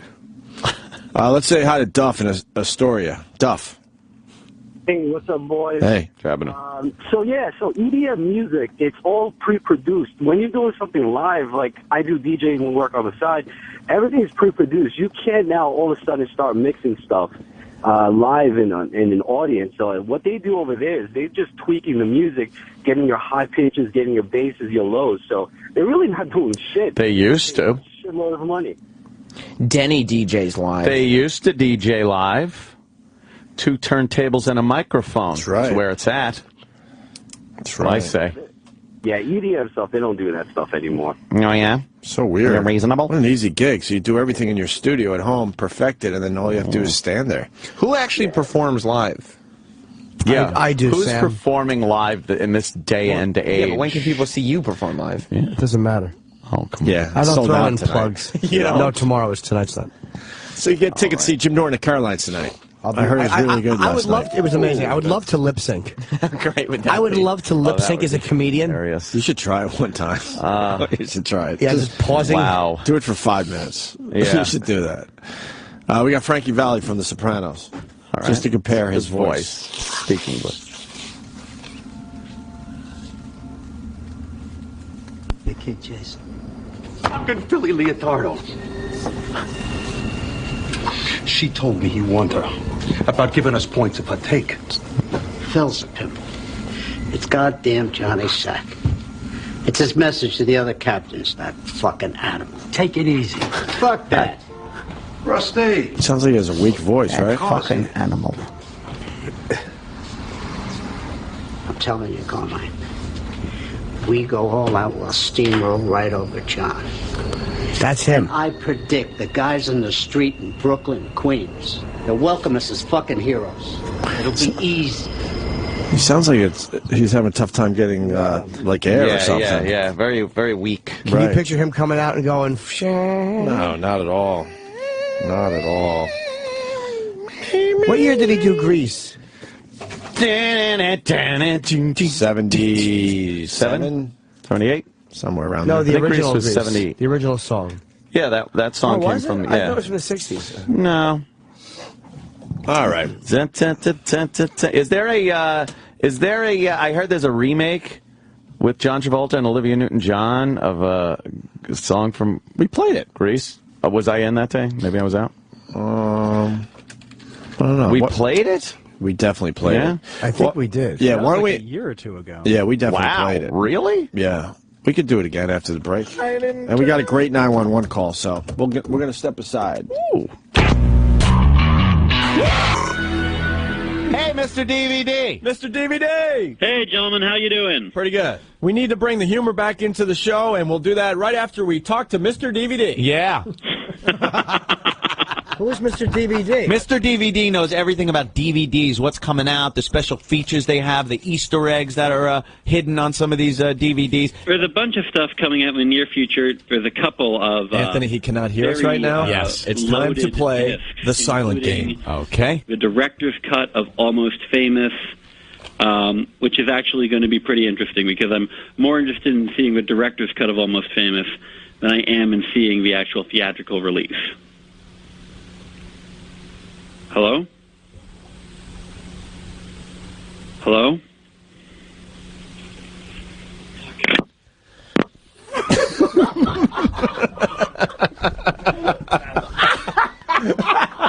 Isn't that the most painful thing to have to sit through? Hello? Did they dump out of that? Hello? I think he said something at the end. I couldn't quite make it out. I don't think it was audible. Find out if they dumped out, because Oh, my God, is that funny? He said hello twice, and then... Oh, he's back. Hold on. Let's make like something's wrong with the phone. Mr. DVD? Yes. Hi. Sorry. We had a new phone system put in. It's still screwing up. We didn't hear the last part of that. Bunch of great stuff, including 3-disc Right, set let's in try May this with again. This record fool commentary is going R-rated for it cut. again. We are playing Also, the silent director's game. cut He of has no Almost clue Famous comes out on the 4th. that we're doing this to him. Also, both Bill and Ted films come out on the 4th as well.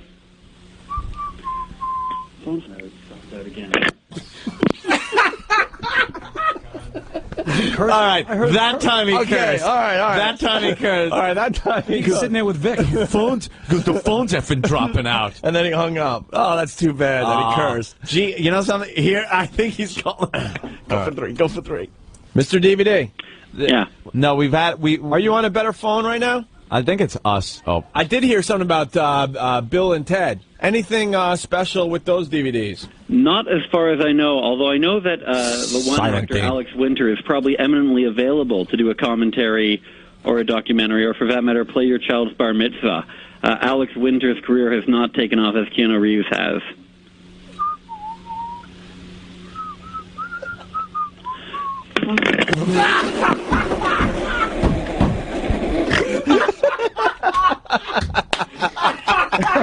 All right, well. I can't take it. Wait, here he comes. He's calling back?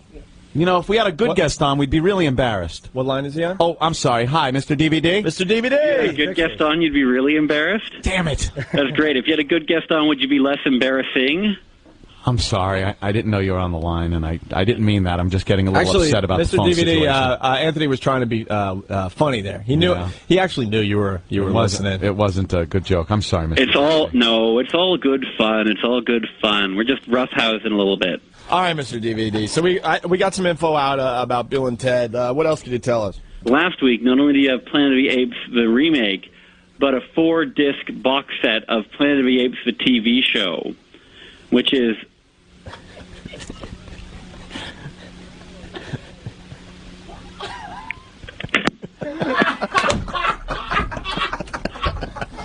I can't. This is painful, man. Welcome back to the Opie and Anthony Show on Sirius XM. You can put your penis away, miss.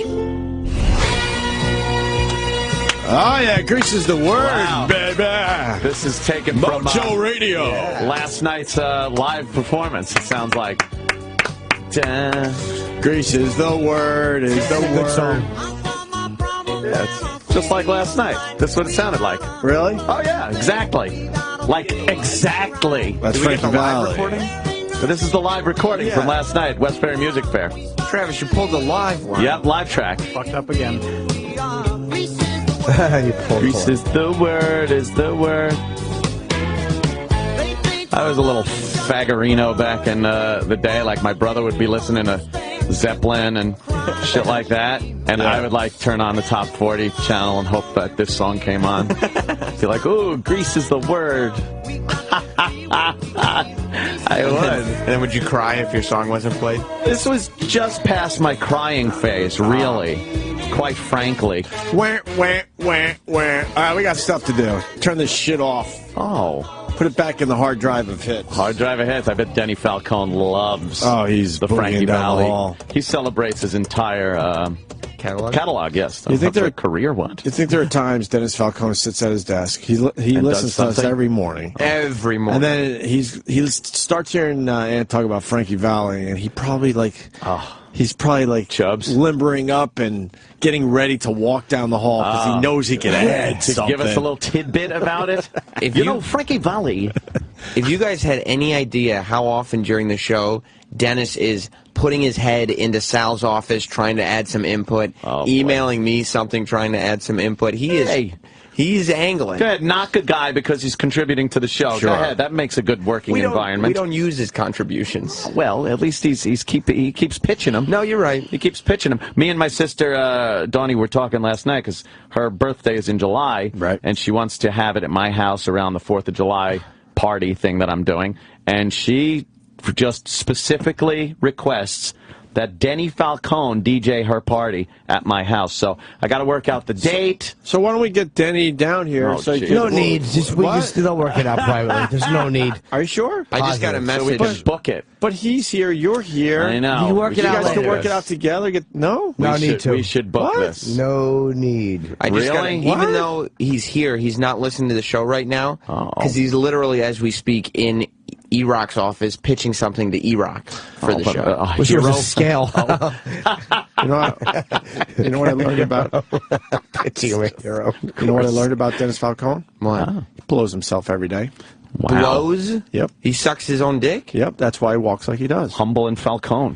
He takes his own hip and pops it out so he could get around a little bit. I had no idea. Yeah, you didn't know that? Talent. He'll tell you. Should we get him in here? No. Well, he's assuming that we're going to have him in here. Here he is. I can't handle the fucking neediness. There he is. Hey, we guys. didn't invite you in. He brought his own headphones. Oh, wow. He's got those industrial We headphones. didn't invite there. you in today. Volume knob. Is this a hot mic? It's a hot mic. His He's catchphrase. One of his catchphrases. It's not going to be on an Opster T-shirt. I'm sorry. You can try all you want, but that one's not going to make it. No. That one's not going to make the cut. Danny, I hope you're not all booked up for the month of July. Dates are filling up fast. They are filling up fast. I know. We have to figure out a date for my sister's birthday party, and I don't know when the 4th of July is. Are you booked for? Well, it's usually right after the 3rd. I have an afternoon job, but I love doing a deli. The Deli Double. Oh, a daily double. You get there for our party, maybe when the party really gets rocking. Right. And the fireworks go off. That's right. All right. Thank you. I let everyone know that you blow yourself every day. I hope you don't mind that that's out there now. That's not nice. Any quick tidbits on Frankie Valley? How often then? Frankie Valley? Yeah, I saw Frankie Valley last night at Not every Westbury. day. He lip synced to the entire show. Well, usually he would pull the mic away. No, he shuts the mic off completely with his thumb. The track plays, he lip syncs, and then every so often when there's a break in the vocal, he'll turn it on and go, "Come on, people!" And then click it back down. He didn't sing one word. He has a lot of young guys backing him up. Yes, young guys. Any little interesting anecdote about? He's totally deaf. He's deaf. He is deaf. I remember I brought him on stage many years ago at Westbury Music Fair, and I said, "How do you want me to introduce you? Rock and Roll Hall of Fame member?" And what? How do you want me? And he, pulls That's out not totally deaf. If he said what, then, well, he had to. he could hear something. He could hear you. He knew you were saying something. Right, exactly. Ladies and gentlemen, put your hands together. Rock and Roll Hall of Fame envy member. him right now. Maybe like most people around here, you just hope to not hear you. Oh, they got me on the Pay Me No Mind list.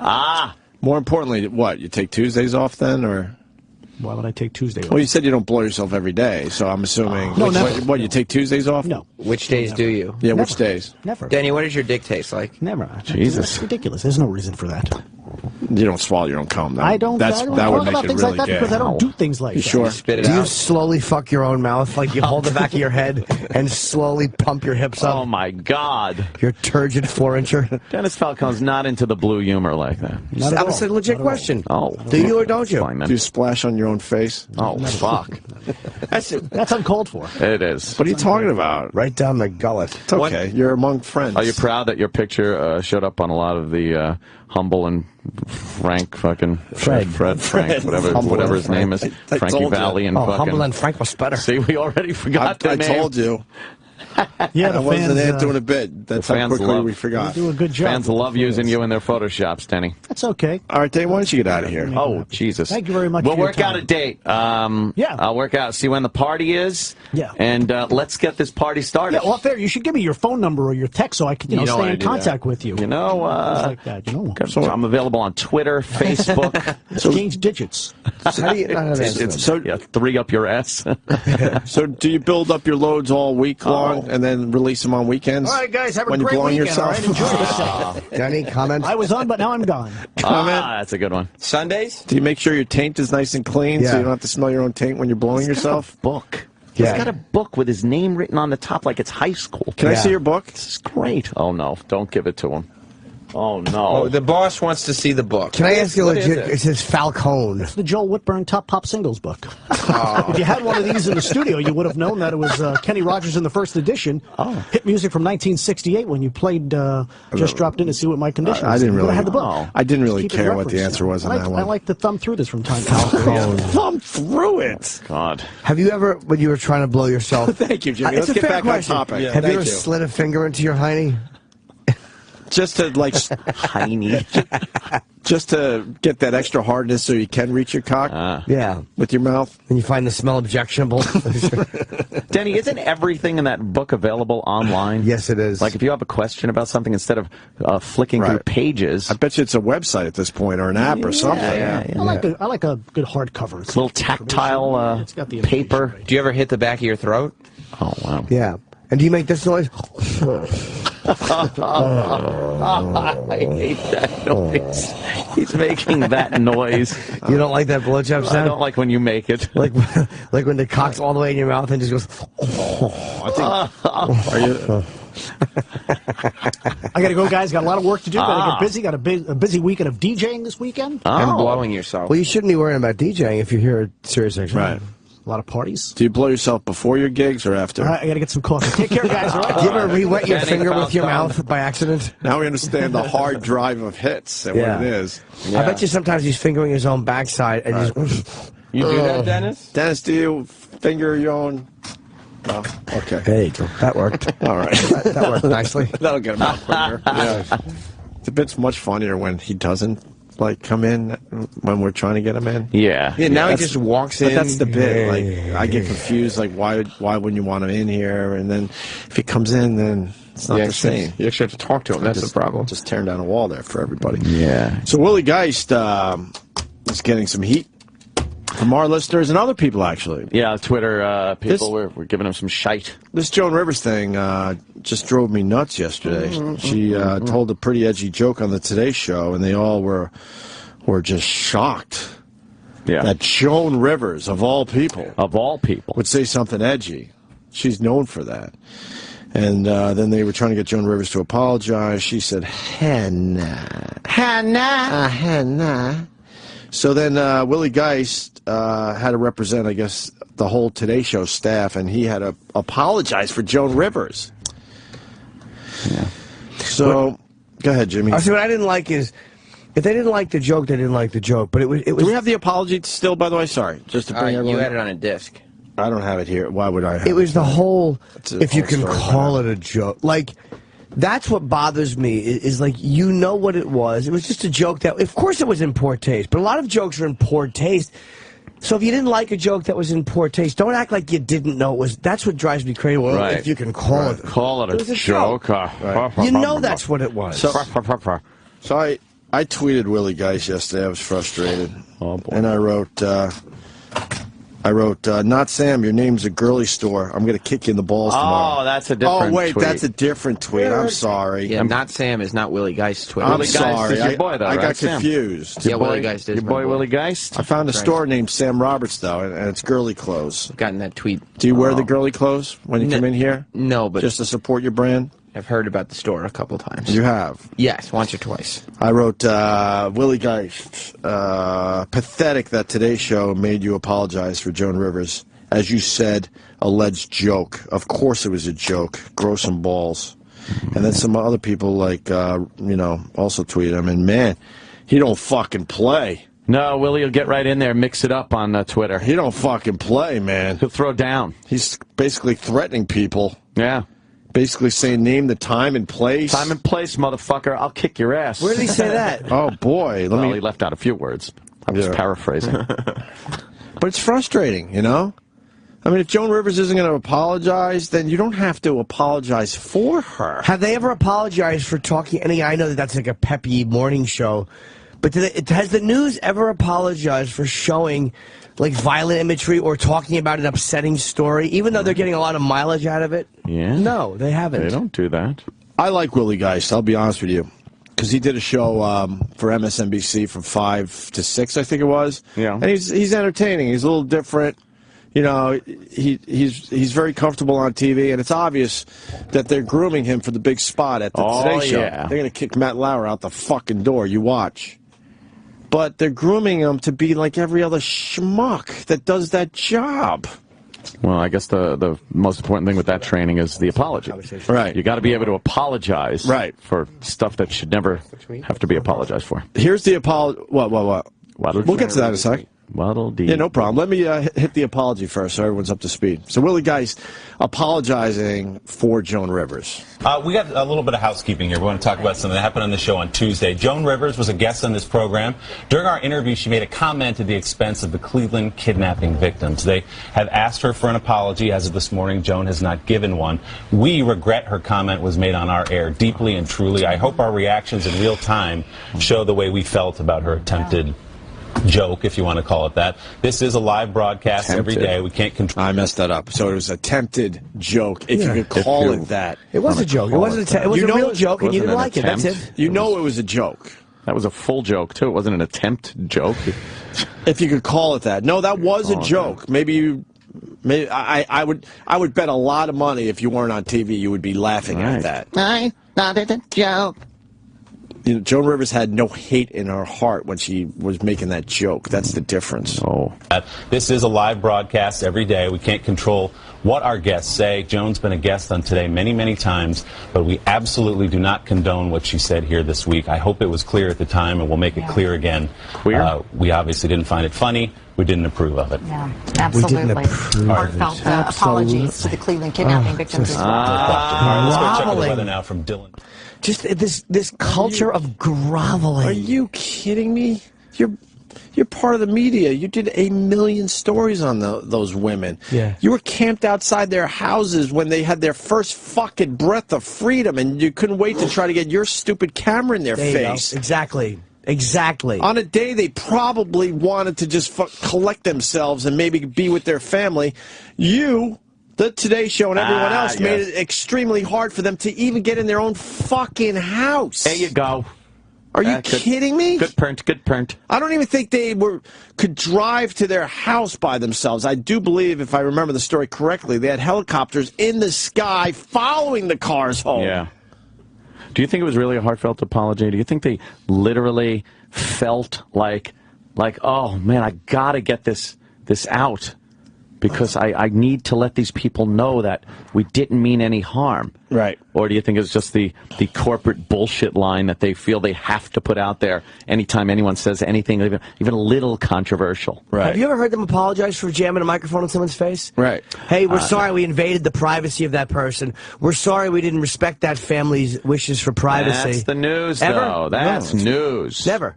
It's not under the guise of a supposed joke, Jimmy Norton. They have a in-your-face approach, obviously, the mainstream media especially. Man. And these women were enslaved for over 10 years. And they didn't give a fuck about their, giving them a chance to just, collect themselves. No. I think that's way worse than a Joan Rivers joke. Yep. So this guy, Braun the Hulk, wrote Willie Geist. Actually, he was tagging my tweet to him, and he said, yeah, faggot, F-A-G-G-I-T. Jesus. So Willie Geist retweeted that and said, wow, a bigot and completely illiterate. You're a catch. And then he wrote back to this one. I don't see the tweet anymore that he's referring to. It says, no one laughed on the air. Try the Google button on your computer, fool. No one laughed on the air because they understand the culture they're in. I get that part. So and they may not have liked the joke. Yeah, some might not have liked the benefit of the doubt that they didn't like it. Yeah, but to say that they're not even sure it was a joke, that's just lying. Yeah. And then this guy wrote, why apologize on Joan Rivers' behalf? Of course it was a joke. No one thought otherwise. Way to be a pussy bitch. Wow. So Willie Geist writes, we didn't apologize on her behalf, fool. Oh, and name the time and place. Wow. Can you imagine if Walter Cronkite had to respond to people on Twitter calling him a pussy bitch? Pussy bitch, name the time and place. I'll meet you in Saigon. I don't know. Every once in a while you see new talent come around, and Willie Geist is one of those people, and you just hope and wish that they we'll take a different course and do it slightly different. But he's just going to fall into the mold. I'm Walter Cronkite, and here now the ass kicking. Yes. And responding to Click Jig on Twitter. Terrible impression, but yeah. Click Jig. Is there other Willie Geist tweets you found there, Sammy? Yeah, after the time and place thing. Well, I read all those. What didn't he have others that? Well, he had from before, right? From when the Joan Rivers joke was actually just made, right? And, so they were. Tom Brokaw, NBC Nightly News. Go fuck your mother. They were fucking with him for apologizing, but then before this, the housewives were fucking with him because they claimed he laughed. Yeah. So he's just been responding to people for the past 3 days. Right. Wow, this one's really bugging him. It bugs him because we've been in that position. Yeah. I think it bugs him so much because he hated that he had to apologize. He's saying, like, this woman, Michelle, she wrote, not sure which was worse, Joan Rivers' joke or the reaction of the Today Show, at Willie Geist, Tamron Hall, Natalie Morales, because rape is hysterical.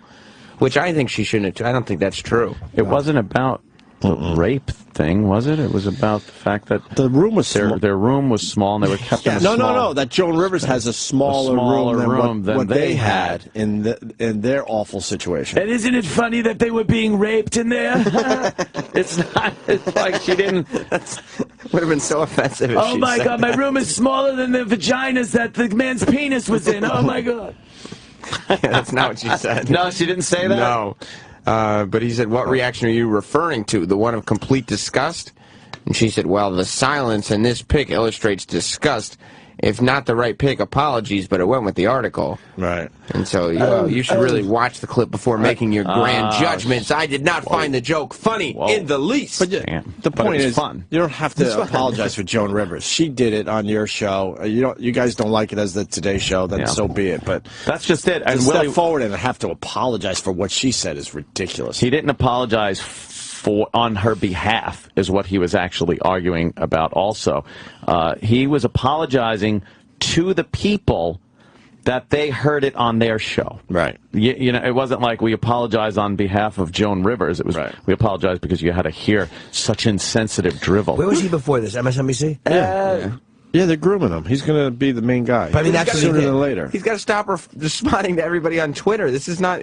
Oh, boy. If you go through his tweets, like, he's responding to people who claim that he doesn't like his co-host. Like, he responds to everybody. Right. I'll meet you out back. Yeah, don't hassle him on Twitter about the apology, because that will just bother him and he'll drive him crazy. You want to throw down?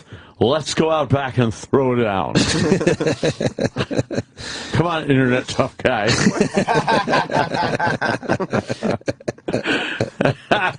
Yeah, times have changed. Yes, they have. The respected journalist is gone. I tweeted a pretty good piece yesterday, counterpoint, in defense of Joan Rivers. It starts out by saying, people know Joan Rivers didn't actually kidnap anybody, right? If not, here's a helpful Here's a helpful explainer. Okay. Things Joan Rivers did do. Made a joke by comparing something not actually bad, the size of her daughter's guest bedroom, with a vague reference to one of the most well-known stories of people held captive in horrific living conditions, with the literal absurdity of the comparison serving an intended comedic effect. Right. There you go. And it was in poor taste. Yes, of course it was. Any type of jokes like that are in poor taste. My daughter's giving me a room so small, she's fucking me in the ass on this one, much like the rapist fucked those girls in their asses. Things Joan Rivers did not do. Anything that should cause national outrage. And then they explain the actual joke. Those women in the basement in Cleveland had more room than, where she's currently living in her daughter's house. Then came the good old-fashioned outrage, manufacturing from the news media, reporting Rivers' statement as if she were actually serious and treating her refusal to apologize for it as an apparent endorsement for what Ariel Castro did. That's exactly how they report this stuff. They ignore the fact that she's a comedian and that she was making a joke and there was no hate in her heart. Yeah. It's blown up. Just do a Google News search for Joan Rivers in Cleveland, or read this blah, blah, blah. Take this plane to blah, blah. For example, which really instigated the national headlines you're probably seeing today. From the start, it's framed as if she caused actual, tangible harm, and is glad about what happened to the women for an audience who mostly did not actually see the supposedly controversial TV segment. God, this is exactly how this plays out every time. Hashtag I'll kick your ass. Hashtag faggot. And the question is, how many people reading these stories actually watch the Today Show segment? Yeah. So, then it goes on and on, but... God. Let's see. Was he with MSNBC when those girls were actually... Oh, sure, yeah. And look, it was a big news story, and they are supposed to cover it. Yeah. Without a doubt. But I would love to know if the media ever apologizes for their invasive behavior. I don't remember ever hearing that. Right. We're sorry we did this. Yeah. Not once. Hey, we're sorry we overcovered these school shootings and showed their faces, even though profilers and experts have told us that that encourages more people to shoot it. So we apologize for contributing to the problem. They see that as their job. Oh, right. Yeah. I see. So they can use it in their job, but a comedian can't use it in their job. No. Got it. No, don't make a joke. You're making light of such a serious... What you do is important. What no one else does is important. Got it. Who we got here? A fucking white knight? Love White Knight. It continues. It wasn't a statement. It was a joke by a comic, and should anybody be shocked she won't issue a forced apology? Yeah, because now people are shocked that she's not apologizing for a joke she attempted. That some certainly found, funny and edgy. We want to apologize because obviously you wouldn't stick somebody to a wall to babysit them. Right. Then this goes on. Sorry.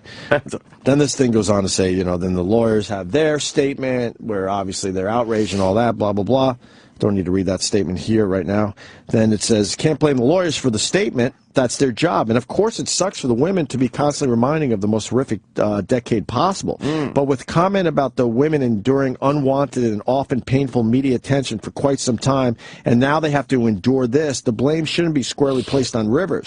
Sharing the blame should be the reporters and news outlets for leeching onto a phony and manufactured controversy and spreading the out-of-context joke to millions upon millions of people who weren't even watching the Today Show and otherwise wouldn't have heard about it. God, this is exactly what we talk about. Even the American people are now saying this Twitter war is unwinnable. The unwanted and often painful media attention is not a Joan Rivers joke. It's national media camping out in front of their houses hoping to get a glimpse of them on camera. It's the screaming Nancy Grace. It's the nearly nonstop coverage of their ordeal broadcasted on the news. It's the reporters contacting them to ask how they feel about a joke they probably hadn't known was made. Yeah, by the way, that's a good point. Were the three girls watching the Today Show when Joan Rivers was on? No, the news pushed it forward. The media called and goes, hey, she said that. Right. They get the media gets the they get to have you watch it. They get the story. Right. They get the girl's reaction. So they have forwarded the story. Right. Meanwhile, they didn't hear Joan say it. They only heard it because the press said, look what she said. Right. And the media works it differently because, to say it was a joke doesn't help them at all. To kind of keep it vague and make it sound like Joan Rivers possibly said this as a statement is a much better story, no? They use it. They get mileage out of it. They forward the story by going to the girls and their attorneys. Right. They issue their apology, so they come out smelling good. And it's a genius system they have. Right, and millions upon millions more people hear about it in this way, in this fashion, without the actual facts being true. Like, Nancy Grace is a pig. She really is. She's an absolute pig. Right. But the thing about her that's good is she is just too disgusting to hide who and what she is. She's really not that much different than the rest of the press. Right. She is just more... Her greed for notoriety is just so much more. She's too dumb to hide it. Right. So that's why her hashtags are so piggish and obvious and vulture-like. But she's really not much different than the rest of the press or any of them. Of course, yeah. And Joan Rivers' statement is simple. I'm a comedian, she said. I know what those girls went through. It was a little stupid joke. There's nothing to apologize for. I made a joke. That's what I do. Calm down. I was hostage and raped for 10 years or so. That's what I do. Calm down. Calm fucking down. I'm a comedian. They're free, so let's move on. I love her. She just fucking fuck you. That's what she's saying. Yeah. Right. I've had a career for that many years, She's known for that type of humor, too. You watch that Red Carpet show that she does? Right. She's vicious. It's great, and the people love it. Rivers said she was thrilled that the women are okay Yelling. and said she hopes they have productive, joyful lives. She also said the plain dealers should stop writing about my stupidity and worry more about government leaders. Bravo. Does she feel that way Joan Rivers. even about the kooky one? We all know there's a kooky one. Come on, let's be honest. Well, yeah. Look, I'm trying to jump on the controversial bandwagon. Wow. There's one that's a little kooky. I literally She's think a bit funny. She's the ballsiest comic working. Yeah. Because she's such an A-list mentality, I guess. She can't be shunned and fucking exiled from show business because of her jokes, because she's that big. But they're going to come after her for things they she will. says, and Yeah. she just doesn't give a fuck. Cares. Good for her. Great. So it goes back to Willie Geist and the Today Show. You know, they pushed this thing forward by doing that dumb apology. Sure. When all they had to say was, look, you might not have liked what she said, but Joan Rivers is a comedian, and we all know she's actually very edgy when she's doing her comedy. Yep. And that's what happened yesterday. Just explain it. Don't apologize. Explain it for the people what that actually means. You go, we all know that she doesn't have hate in her heart. It wasn't a statement. You know, and she was just going for a joke, period. You know, or even say, we don't, look, she made a joke. We didn't think it was particularly funny, but that's what happens. Sometimes comedians make jokes that we don't like. That's what it is. It's a live show. But that part, what did he say again about that supposed... or whatever, that's what you want to call it. Or, you know, if you call it a joke, you know. Right. You know the basics. You know it was a joke. You absolutely know that. That's just being dishonest. Right now, he's probably outside CNN fucking looking, punching his hand, waiting for one of the trolls to come by. Time and place, motherfucker. Come on, time and place. You know where I am, CNN, or wherever the fuck he is. Yeah. Today Show, NBC. Yeah, he's at 30 Rock right now. Right. I'll meet you in front of the skating rink, faggot. Even when you're watching a shitty comic, you know that it's his attempt at jokes. Yeah. You just know the difference. Yep. That's the part that drove me nuts. Yeah. You know it was a joke. Now they're obsessed with over this Cliven Bundy said something racist. Who gives a fuck? Look at him. Of course he said something racist. Who cares how he feels about blacks? That's irrelevant. It doesn't mean anything. Elephant. What did he say? That he doesn't know if they were better off when they were slaves. I mean, right, we have that. I'm sorry, I do know this. He's saying that basically because the way that a lot of them are on welfare and the way the government, all right. This is a perfect smear campaign, though, of somebody that obviously is right wing, is obviously looking to defend himself against what he sees as an overreaching government, and this is a great way for the liberals to fight back at him. Now, he did say the comments. They didn't put the words in his mouth. But again, they were taken out of context. Were they offensive? Yeah, some people would say they're very offensive. Others would say, this is just the way this guy talks. What the fuck are you going to say? Is he a racist, or was he just being completely honest? He's saying that the government puts black people in a position of being subservient again. When you put a bunch of black people in housing complexes and subsidize all of their income and make them completely dependent on the government, it does give this plantation mentality that goes down. And that's, was he eloquent saying it? No, he's covered in cow shit, for the love of Christ. Look at him. We got the actual audio. And here's one reason they want to push this story. Yeah. Because then it becomes harder to defend him. Right. If he's a terrible racist and he's for slavery, you can't defend his position now, and it makes Hannity or any of these guys who defend his position look like racists for defending his anti-government position. And if the Bureau of Land Management comes to take his cows off of the land again, or he has a problem, how many people are going to show up in his defense again and be looked at like, oh, look, there's a whole collection of racist domestic terrorists. That way, if there is a standoff, it's easier for the government to gun down people that are racist domestic terrorists than just American citizens defending themselves. Watch it. It's coming. It's coming. I know it. I've seen it. False flag operation, calling him a racist.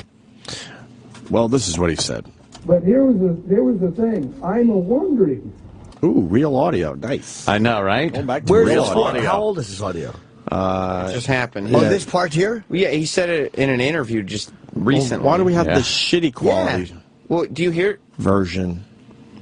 Do you hear the CD yes. player? Like there's some... What? What happened? I was wondering what that You don't was. hear that Yes. sound? Did Willie Geist apologize for this guy's? What happened? Do you hear that sound right now? What sound? What sound? Jim already said that he heard it. You're not going I swear to God, I hear I do a hear it. very low something in the. It sounds like a motor. No, there's something very fucking distracting and annoying. It's not the CD player. No, it's Sam's That's voice. not on. See what I did there? Wait, let's see. Tell me if you still hear it. Oh, hearing test for everybody. Oh, no, take the CD out. I'm of gonna the raise CD my right player. hand up when I hear it in my right ear. Left hand. What? Hearing test. Oh, it's not the CD I'm up player. hearing I test told day. you. I still hear that. Just, Wait, is this? Can you hear this? Wait. I found the. Of course. I didn't hear anything. I found the problem. Oh, what? I'm gonna fix it right now. Ah, what was it? What was potted up? Wait a minute. That mic? Was that mic on? Oh, it's Jimmy's mic. There's the problem. We found the problem. Okay, we're good now. We're good now. There's somebody in Florida cheering.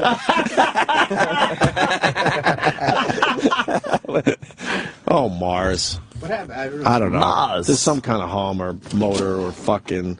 Why is these clips? They're supposed to sound better than that? I mean, I don't know. They might sound a little better, but this is just audio from his press I'm conference. curious, by the way, do they play this audio on the Today Show or no? Probably not. I don't know. I think they just paraphrased him. There was no audio of the original comment because he did it for the New York Times or some newspaper. You know, the Negro, that's what he said. The Negro. Have they repeated any of that on the Today Show? I'm interested. Probably not. I don't know, but they're probably playing at least some of this They probably audio. worked around it a little bit. Well, if they're playing the audio, my question is, are they apologizing for the because message. it went out over their airwaves? This was a message given out in seriousness. Right, yeah. So why is it fine for them to spread that message? Exactly. Just because they scold him after? Yes. By the way, one last thing on the Joan Rivers thing. Charlie makes a very good point. The joke, it was only about the size of the room, not about the actual girls. Yeah. So. Yeah. You know what I mean? Yeah. Let's hear this guy. How do you say his name? Willie Geist? Cliven? You didn't say this? Unter Cliven, Cloven. I don't know. They're still talking about it on CNN. What is? They're still obsessively You talking have the about it. right people who are being held out as representative of those issues, and that you don't get distractions like this, because then the legitimate conversation becomes second to one that is very unproductive, to say the least. Oh. All right, I want to fair go enough. back and Good for I would like Cuomo. Good for Cuomo. Now, maybe he's talking about the race being the important issue, and the whole government land thing is the unimportant thing. That. Good for Cuomo on that one. All right, here we go. But here was the thing. I'm a wondering. Cliven Bundy's a wondering about these people. Now I'm talking about the black community. I'm a wondering, are they better off with their young women aborting their children? Are they better off with their young men in prison? And are they better off with the older people on the sidewalks in front of their government-issued homes with a few children on them? Are they better off? Are they happier than they was when they was in the South in front of their homes with their chickens and their gardens and their children around them and their men having something to do? Something to do. It's called Are slavery. they better Something off? to do. I'm a wondering. And that's the question I put before the world. Are they better or were they better then? I'm not saying that I thought they should be slaves or I'm never even saying they was better off one way or the other. I'm a wondering if they're better off. He's trouncing eggshells. I'm a wondering. He's stepping all over the eggs. He's an absolute horse's ass. He's making a point that he believes in a very simple way. He's not an eloquent speaker, obviously, but do you take his message away because he doesn't know how to tiptoe around that political correctness to say it, right? Or do you take his message, which is that the black community is very reliant on the government?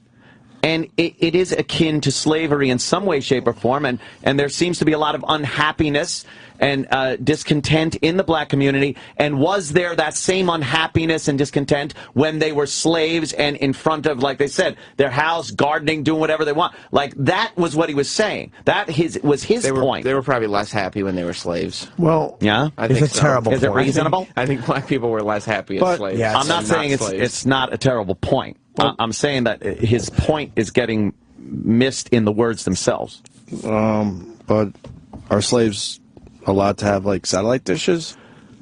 Generally, now, if you were a slave, you could have satellite, but you got it off of the main house.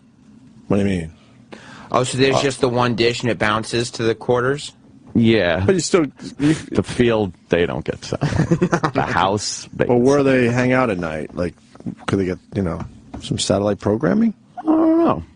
Yeah. Satellite for slaves. They definitely don't get the multi-room DVR, that's for sure. No way. That's true. No Netflix either.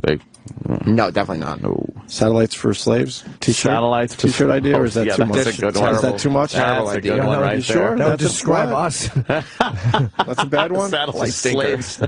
That's all right. Yeah, that's He continues. Oh, he does. He seemed to think that I said that they were better off as slaves. I didn't say that. I said I was wondering. I'm still wondering. Were they better off? Now, let me tell you something about what I've seen with the Negro community. The Negro community. I didn't understand. I've been a boy here. I didn't hardly see a black boy until I was probably a teenager. Black boy. And I didn't understand their custom and cultures, and I didn't understand a lot of things. But I'll tell you what, I am happy to see those people be able to have the freedom and liberty and be able to feel like they're American. Guy's an American treasure. To be able to move and talk and choose a religion. Yeah, I love him. The fact that he's saying things like black boy and those people, that shows you, I don't think he is being a racist. Like, nobody would speak publicly like that trying to prove I'm not a racist and say black boy. Right.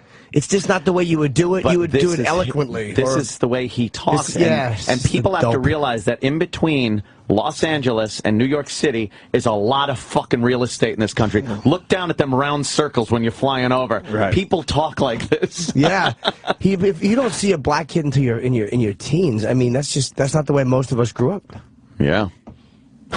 Yeah, but the question too, it's not just the language. The question is specifically. He's wondering. He's just wondering. Wondering. Like, I don't think any of us have ever posed the question, would black people be happier if they were enslaved? Oh, I wonder. I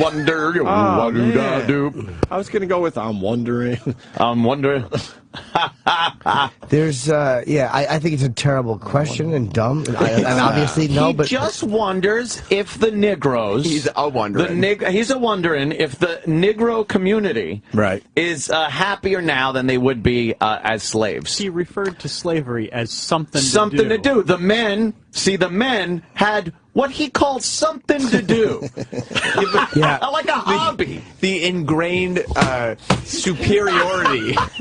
This guy is a treat. Wait, would you have dinner with him? I would have him over. Come on, I'm a wondering. That guy would probably walk out of Anthony's house and going, he's a little too extreme for me. Wow, that man has got some issues. A little ignorance on that Anthony.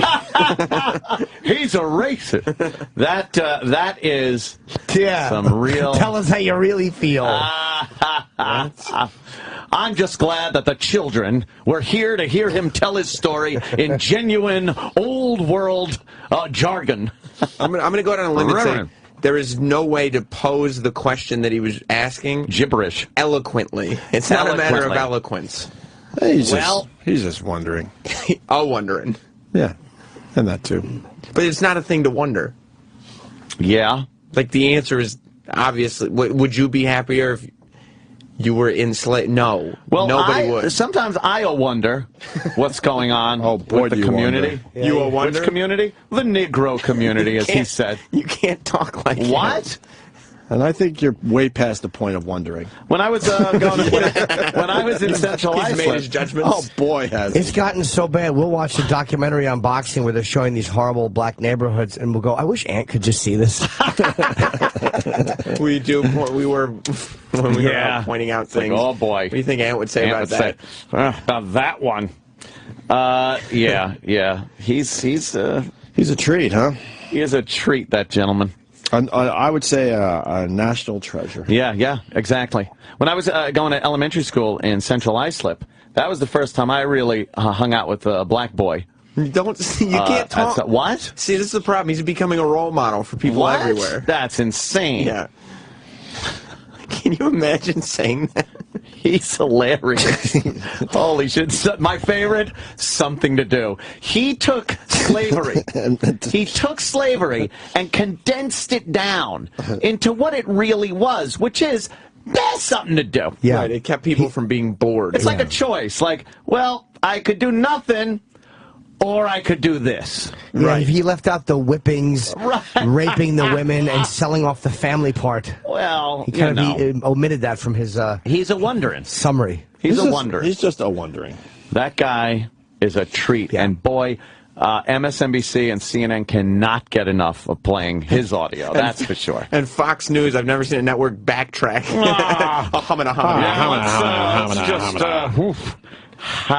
But that is the perfect way. You discredit the head of this movement. He did it to himself, though. He discredited himself by saying it's not like they put words in his mouth. Or then he becomes harder to defend. That's all it is. It makes it very hard to defend him at this point. Well, he's a buffoon. Wait, we have the actual audio clip? Just a buffoon. Before you had to explain it? Sammy. When I go to Las Vegas, North Las Vegas. How long is this? Oh, there's only a minute. You want to get it? It's called Cliven Bundy's Racist Remarks on YouTube. Oh, boy. There's probably a lot of responses for that one. Cliven. His That's name's a cool Cliven. name, though. Cliven Bundy's a great name. Cliven Bundy. Cliven Bundy, sir. Yes. Is it, which one is it? Yes. I mean, again, there's a few of them. Is it this video? one? Yeah, that's the one that was just sent to me. I want to tell you one more thing I know about the negro. when I go through Las Vegas, North Las Vegas, and I would see these little government houses, and in front of that government house, the door was usually open, and the older people and the kids, and there's always at least a half a dozen people sitting on the porch. What do you call them? They didn't have nothing to do. They didn't have nothing for their kids to do. They didn't have nothing for their young girls to do. And because they were basically on government subsidy, and so now what do? They abort their young children. They put their young men in jail because they never learned how to pick cotton. And I've often wondered, are they better off as slaves picking cotton, having family lives and doing things, or are they better off under government subsidy? Yeah, they didn't get no more freedom. They got less freedom. They had less family, less freedom now, and their happiness. You can see in their faces they weren't happy sitting on that concrete sidewalk. Down there, they were probably growing their turnips. Did he say growing their turnips? Turnips. Say that. That's not freedom. He's a true. Yeah, he is a true idiot. That's an example of why maybe people aren't ready to move on. Okay. Oh, is that fantastic? Because you do ask that from time to time. You know. You know what, though? I've seen black people that have said shit that's equally as racist against Whitey. That is true. However, black people have never, in an armed way, held off the U.S. government. I can't remember the last time a black group held off the government when they showed up. And don't you think in terms of, like, discrediting him, there is something to be said about no matter what his cause is, I don't think I can trust that guy to be a leader. You're getting hung up on the language. It's not the language. When he says, I'll tell you about the negro. Yeah. He means the African-American community. Don't get all wrapped up in semantics, Sam Roberts. It's not semantics. Yeah. He said that maybe the reason there's so many black men in jail is because they were never taught to pick cotton. Yeah, and something about how they, they give us something to do with their families and their kids. And don't forget, it wasn't a family activity. I did like how he said also that the women give themselves the abortions and the men put themselves in prison. Right. Like, that's what he said. They put themselves. That's what we're gonna. Well, I could go to jail. I'm very bored. So I guess I'll go need to jail. something to do. I so wish that there was slavery. And you could learn how to sing, too. Yeah. Yeah, you could do Don't that. forget about the singing. And why can't some of those people damn songs are quite catchy? Plant their turnips. Just plant your turnips and behave. Did he say why can't they plant their turnips? He did say yeah, that. just, Turnips suck. I think they were a lot happier out in front of a bunkhouse. Yeah. Planting turnips and maybe coming into the main house to play a little fiddle for the proprietor. Yeah, I wouldn't that. I would, no matter what the cause, whether it be fighting off the government or just talking about social issues, I would not trust him for anything. It's hard. Semantics are one thing, but at certain times it's hard to trust a guy to lead a cause. Like, let's just say, no matter how good a politician is, yeah. If you walked into a room and you just saw him holding a log of shit and eating it, you'd probably go, it's hard for me to listen to him on other issues. Yeah, Which is I can't what follow you. Cliven Bundy is doing Holy here. shit. Do you think he drops N-bombs, that guy? Negro. That was called a course correction. Because he was like, let me tell you something about the Negro. Yes. Can you play it? It sounded like he caught himself. He forgot there was a camera. Yeah. Wow. That's him catching It's right off the bat here. That's the real bad thing. Listen. This is his media voice. Right. Yeah. This is him cleaned up. I better check myself. I'm aware cameros are in my face. Right. So. It's time to be charming and I gotta be careful. This type of speech should be videotaped from like a covert location, real far away, under a desk. The camera's right in his face. Yeah, not only is it not covert, he actually, are we on? All right. And he quieted everyone down. I got something to say. I want to tell you one more Sam, thing. you really need That's as far back as it goes. Yeah. spoiling it. There is no right farther out. back to go. All right, let's go. I want to tell you one more thing. I know Negro. about the Negro. Nigger. When I He really came close. Who says Negro? Negro. Nigger. You're saying nigger. N-I-G. There's no yeah. O in there. Nigger. Negro. Yeah, I don't think this is as much a case of the media trying to dissuade people from his cause as it is, oh, we just realized this man is an ignorant buffoon. Yeah, it's hard to, look, he can say what he wants. He is just using his own honest point of view, but it's really hard to defend a guy who said, I don't know if they were better off because they didn't get taught to pick cotton and plant their own Like, the way he's writing off, he's forgetting parts of slavery. He's forgetting that slavery wasn't white people going, come on, family day, plant some turnips and have a good time. Right. We're going to give you something to do if you want. Right. Are you bored? Come here. Here you We're go. free. Right. White people worked in the factory, black people were slaves, but we were all working. That was what was important. Yeah. How benevolent of me to give you this entire field of cotton to run around in and have fun. He forgets that. Do you get that he is speaking about black people as if they're a different species altogether? He kind of was, wasn't he? Like the ingrained superiority in everything that he says. This guy is amazing. He's a hoot. He's a hoot. He is a hoot. He didn't mention the children being ripped out of their mother's arms and sold off, and he's forgetting a few details. Leaving a few things out. Leaving a few things out. That didn't really upset anybody. I mean, that's true. They figure they just have something to do at another place. Exactly. Oh, look, they're getting to travel. To travel. Plant turnips in other places. That's how Cliven looks at it. And it gave the children a new sense of independence into adulthood. Right. I say, thank God there's no slavery, because that means more people could see Jim Norton tonight at Caroline's. Wow. Absolutely. Wow. Although I don't see anybody. A lot of black people don't show up to my show. They don't do that? No. They got other things going on? Maybe you should give them something to do and make it mandatory. That's true. They're all on their porches, putting themselves in jail and giving themselves That's true. If abortions. you guys want, we can plant turnips at my show. Oh, that'd be great. You got to pepper some of your jokes with Negro. Nigger.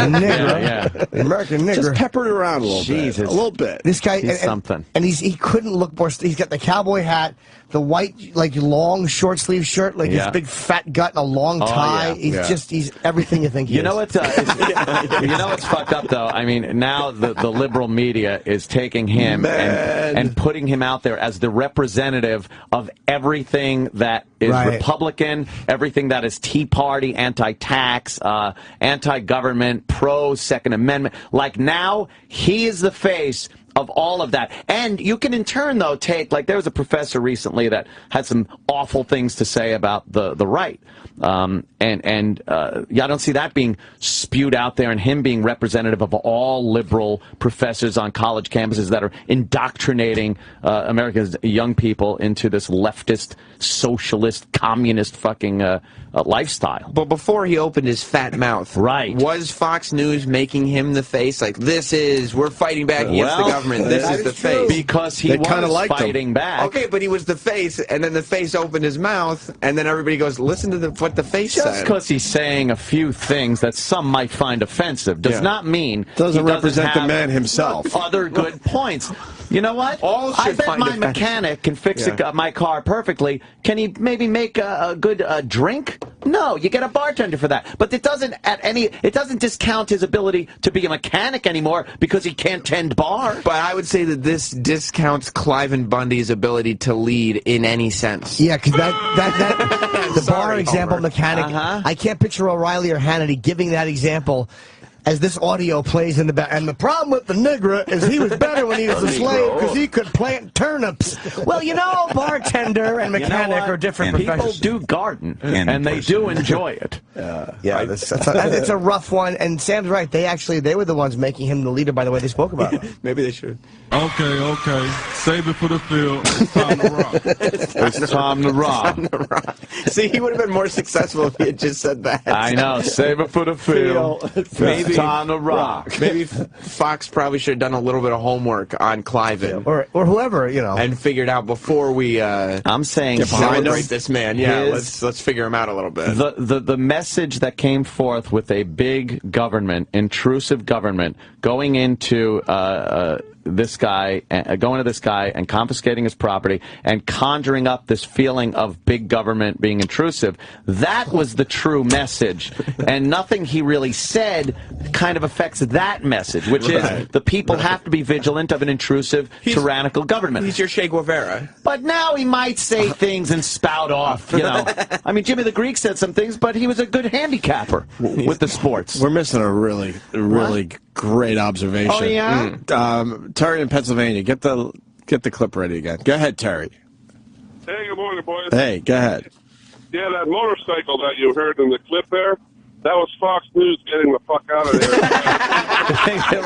Can you play that again? You don't have to play the whole clip. It was like, it was near the end, so go like halfway. That is funny, man. Men in jail because they never learned how to pick cotton.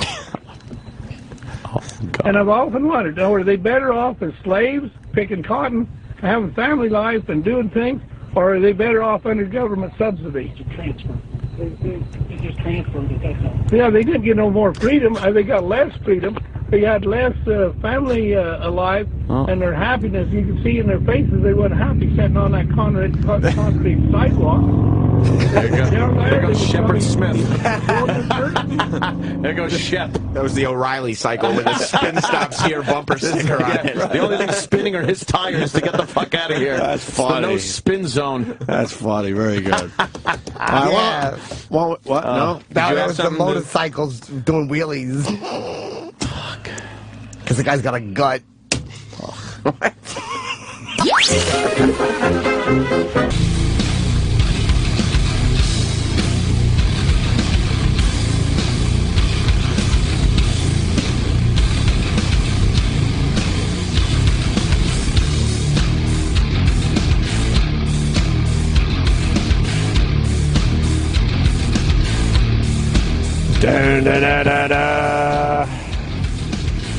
I want to thank the Nerdist, Chris Hardwick. He has a little show on Comedy Central called Midnight. And he featured my camel toe video last night. I also want to thank World Star Hip Hop for featuring it on their front page. 1.1 million views on World Star Hip Hop. World Star! You should have yelled that like the whole time. You just go, World Star! World Star! World Star! World Star! You know, when I was filming that and laughing, I was going to do that, and then I was thinking it wouldn't come out right, and you guys would have just fucking killed me for it. Well, I'm sure. But I was ready to do that for real. Star! For reals. So. Oh shit! And then you got to turn the camera on your face and go, "Yeah, World Star!" And then you go back to the action, which is usually a fight at Chuck E. Cheese or something. I also want to thank all the people ripping off the video and removing all mentions of me. You're nice, even though it's my laugh in the fucking video. It's nice of you to thank them. Thank you. Thanks for that. Yeah. It's all over Facebook as. What are you gonna do? We got a 911 call. We got to get to Sam Roberts. Oh yes. 911 rescue. 911. We haven't had a good 911 call on the show in a while. What's some of those other 911 calls we've had in the past? Bambulance. Bambulance. There you go. More. That was proven to be real. That one, right? I think so. Ambulance. Ambulance. Well, dear. All right. That's probably. Is that the greatest 911 call of all time? Woman hamburger wasn't good. Which one? The woman hamburger wasn't good. Right. I got one. Yeah. She enticed me. She enticed me. That's the best one. She enticed me. She enticed me my entire life. Although there was a really good bus chase. The bus. That's true. Bus chase. Oh, Doyle said you'd ought to send a hearse and an ambulance. A hearse. Can we play the enticed me one? She enticed Because the best part, should I tell the people in case they haven't heard it or just let it play? Where they ask, the 911 operator asks the guy if she's dead, and then he goes, wait a minute, or something like that. He walks away from the phone, but he can still hear him in the background. And he's like, hey, you dead? Yeah. Hey, you dead? Yeah, I believe so. I believe so. Yeah, can we hear that really fast before the new one? You want the long one or the short one? How long is the long one? 2 minutes. Nice. That's good. Perfect. All right. It's Friday. Nice. North Richland Hills 911. That's it. Hello? This is pretty well hot. How can I help you? I shot my wife in the stomach with 38. What address are you at? 8432. Is she still there? Yeah, she's laying on the floor. And what is your name? Pretty well hot. Where's the gun at? What? Where's the gun? It's in the closet. What is her name? Donna. Is there anybody else there with you? No. Okay. Why did you do this? She enticed me, and she would ridicule me throughout my lifetime. So you bitches.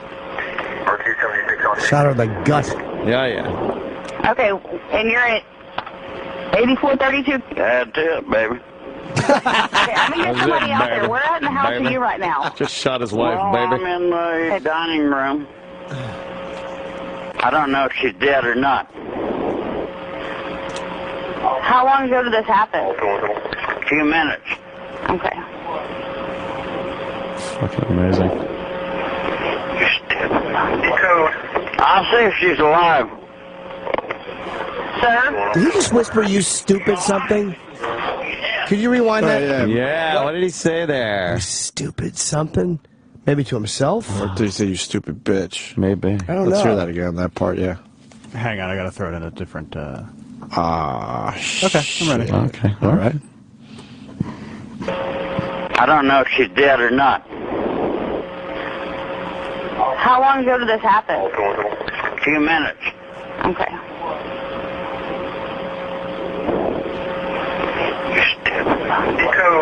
I'll see if she's alive. Sound like stupid cunt. Sir?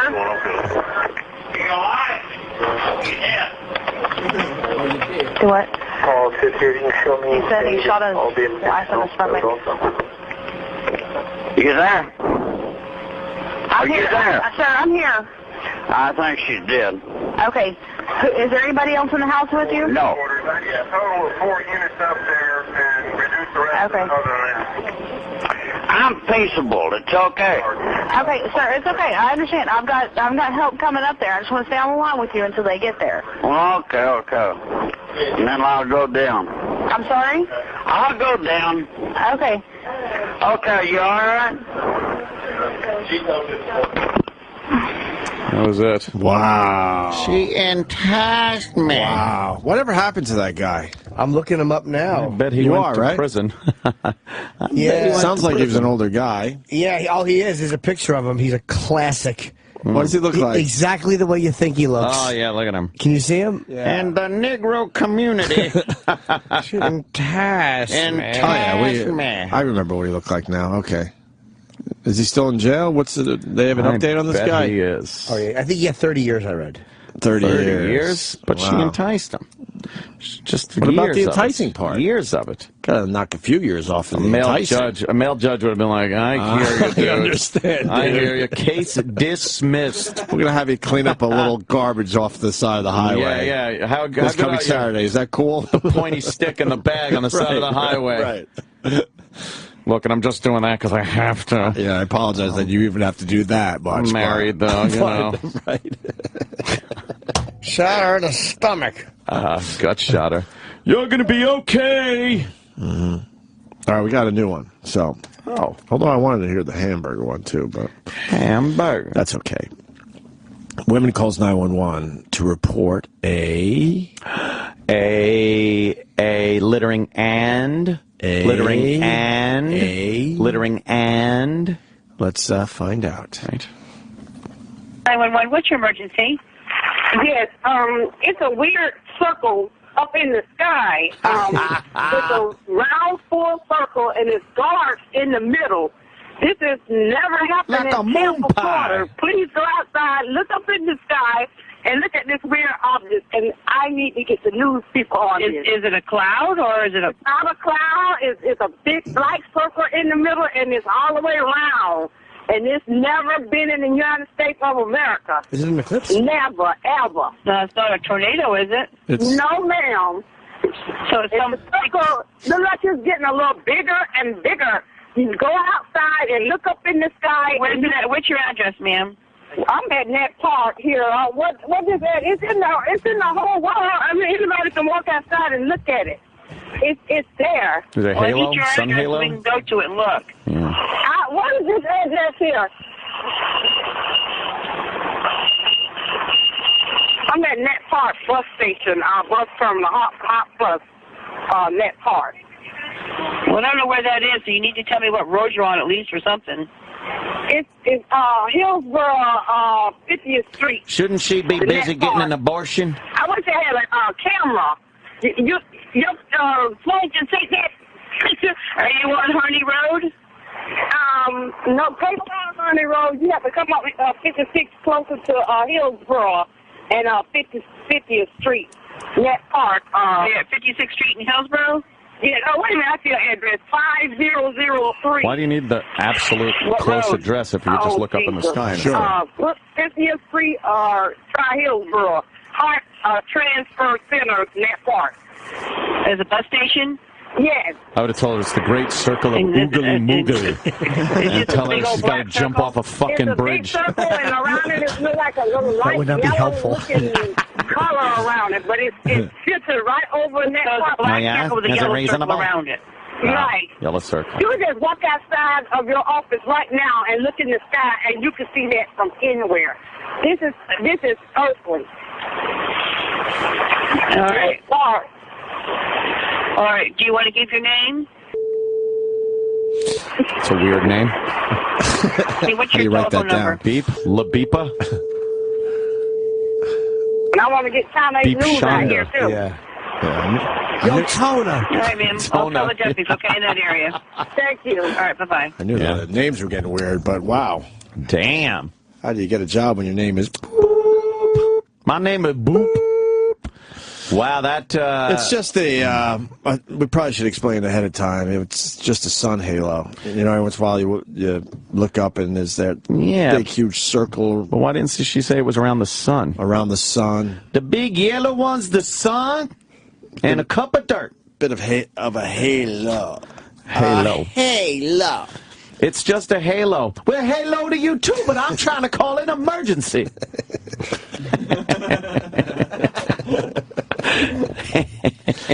Somewhere, Cliven Bundy is going, that's what I'm talking about. See, now, if she had something to do, she wouldn't be wasting that woman's time with her 911 call. Well, Chippa. It should be like Halo Kitty. So, what else is going on today? Well, DDP was on some radio show. Uh-oh. You saw him. What? You saw him. What do you mean? You know what radio show he was on. You saw him walk in. No, I didn't. You talked to him. We met him? Now, this would be weird, though. This is our show. Yeah. DDP was on our show. Sorry. You're right. But if he does... Hold on, this could be a paradox here that could destroy the universe. If Sam Roberts on the after show talked to DDP, right, and then we play the clip now, right, Sam's going to be compelled to play it on his show, which then comes full circle. Right. Create a paradox that'll destroy the entire universe. Awful movie. I love it. I know. It's Back terrible. to the Future is so good. Well, DDP was on our channel. Diamond Dallas Page? Yes, he was taking part in a show that is under the Opie and Anthony brand. Ooh, yeah. I like that. Yeah. Yes. You're RP Diddy. Oh, shit. Just sampling. P. Diddy. DDP calls Nancy Grace a fucking cunt on the post show. Wow. Is this going viral? It's doing quite well. Yeah, what are you up to? Not strong enough. It's got like a little over 15,000 hits overnight. That's very good. Yeah. Well, here's how it went down. You talk about exposure, getting on every TV show you could possibly get on. You were on Nancy Grace, and it blew up. It blew up. Oh, God. Man. I mean, I can't, you know, I got to laugh at the things. It's just like... That's Scorch. Oh, God. That's Scorch. Weird news. Well, let me tell you about Nancy Grace. You know, the thing about Nancy Grace. Weird News is a terrible segment. Weird news. No funny jokes after it. Terrible. Yeah, so you got that going on. Yeah, and then somebody apparently they got impaled on a peanut. Right, impaled on a peanut. That's nuts, right? Oh. It makes you want peanut butter. Yeah, what? Weird news. You know, I gotta laugh at the things. It's just like when you pulled it out again. Yeah, it was. But that was like pissed me off so bad that I won't even talk about that cut. Because you see the names, and I love because that sentence starts sounding politically correct and ends in a very different direction. Yeah, because it was just wrong, and you know, I'm not going to talk about that fucking cunt anymore because I'm just not. We can hashtag that. Because she loves her hashtags. Like, yeah, because you're sitting there, and we all saw it. She's running through. First of all, you could tell, looking at you, that you had been completely bamboozled into being there. Sort of like you right now, bitch.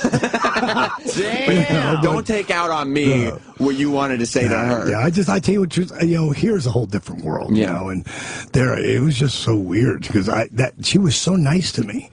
You know, that's the weird part. It was like so nice. I was like, okay, because I was told it was going to be a whole different program, right? You know, and you know, it's just something that, you know, I don't want to be associated in that way of, you know, that. You know, he was a great man, as far as what he did for our business. Talking about the Warrior. Yeah, he did. And it was a very, very, very sad time for our business. Right. And really the world, because so many kids grew up with him, man. Yeah, man. He shouldn't have gone on it. Should know. No. Do your research. Notice that she's a piece of shit. And don't go on her show. She is an absolute hunk of shit. She's somebody I can say, honestly, I hope that her legs are lost in an accident. Wow. She's a terrible fucking person. Damn. Terrible. A capitalizing pig vulture. She really is. She finally... I love that she blocked me on Twitter, so now when I say something about her, people just retweet it at her. Boy, you know she gets it. You know she doesn't like that. Gets all curious. Pig vulture. Who wrote it. DDP was nice, though, in front of her, right?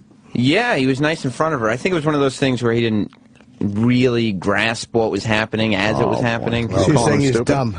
You're calling him stupid. It's a little slow, huh? No, and he also your ass. He didn't Sam see Roberts says bitch. DDP's a little slow. He didn't see the graphics, I'm assuming, that were running that we saw while he was on. Blind and stupid? No, he's not blind or stupid. Wow. Plus, he's trying to plug that DDP yoga. And gay? You're saying he's gay right, too? No, he doesn't DDP Fucking yoga. crazy. He's not gay. I try to talk to him about the yoga thing. I don't understand what he was trying to say. Oh, dude. It's yoga, but it's not yoga. You or have him in here, and you ask him. I have no idea what he was saying to me. Will he go on about it? Yeah, you ask him. I don't understand what the yoga He's thing is. basically saying, you got a like- 40-minute segment. Wow. That yoga's for, like...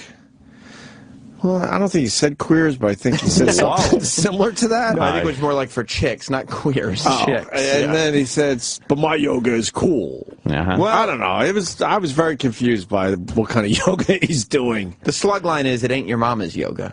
Is that what he says? Yeah. Do not. We're not playing any more DDP clips. No, we don't have to, but I'll show you photos. No, it's okay. Photos. I've done DDP yoga, so I know it's not your mama's yoga. Yeah. Wow. You've done DP yoga. Both 2 holes filled. Families of passengers on missing flight threaten hunger strike over lack of information. That'll help. Yeah, hunger strikes. What information? They're not holding back anything. They don't know. They don't fucking know where this plane It's is. in the fucking ocean. officially. What do you want them to do? Yeah. I mean, it sucks, obviously. Sure it does. But they just don't know where this thing is. Every lead is a dead end. I was saying before the show, it really makes you think how hard it was to find shit in the old days. They have all this technology now, the pinging, the fucking side scanning sonar shit that they're putting down, the ability to send something down thousands of feet in the water. Like years ago when things would disappear in the Bermuda Triangle, oh, it's mysterious. It's something we never, and it would disappear without a trace. Right. No shit. You had to go around on a boat and just look. Right. Hey, you see it? Nope. Yeah, you didn't have submergibles. Yeah, you would hear pinging all over the place now if those planes went down in the Bermuda Triangle. Right. And now it's a deep part of the ocean, and my God. I honestly think that fucking thing just is underwater. There's probably a few pieces of debris that floated for a while, and then just, waterlogged, sank, spread out so far that no one's even going to find it. The old needle in a haystack thing. Yep. Pieces so small that they're just kind of, just blending in with all the other garbage in the ocean. All the other trash that's out there. That's what we learned. Plastic water bottles, apparently. A lot of them are in the ocean. Oh, boy. Ironic, really. Don't you think? Don't you? All I'm thinking is weird news. Really? We could do weird news. No. Weird news. It's in my head.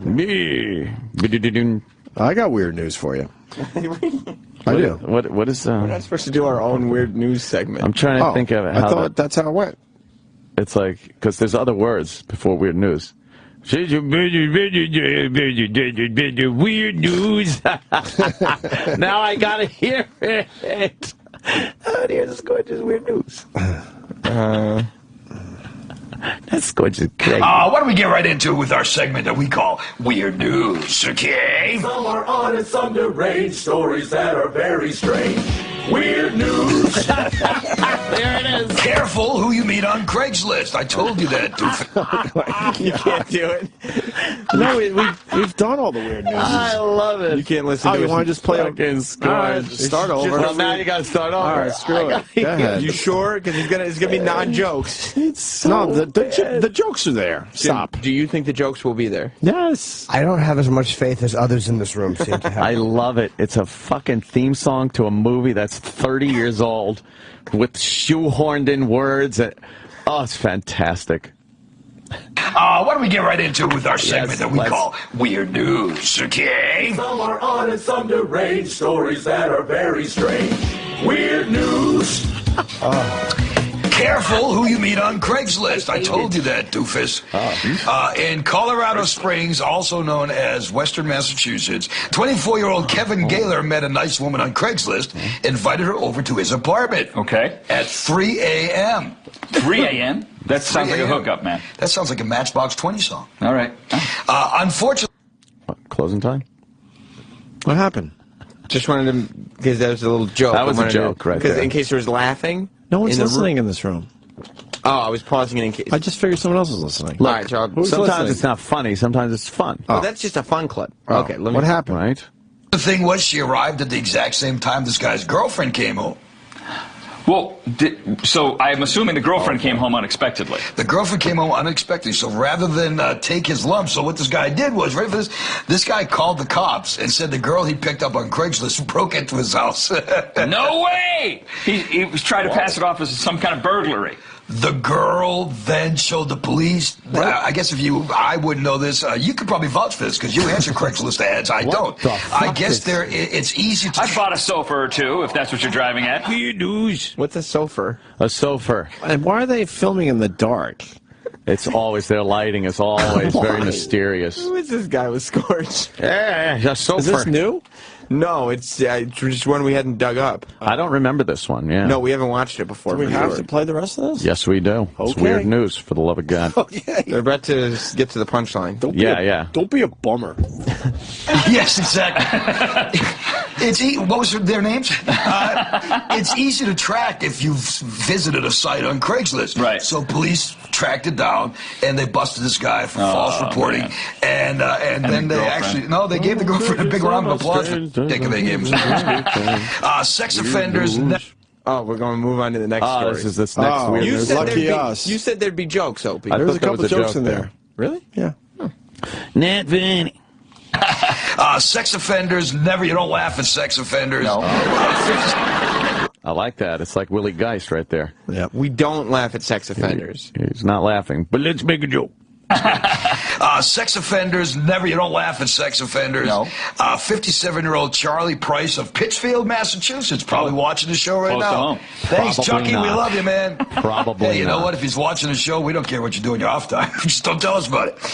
Price, he convicted. That was kind of funny. There's some kind of sex criminal guy, Right. and Scorch is assuming he's watching the show, and then he gives a little private shout out, like, And a thumbs hey, up.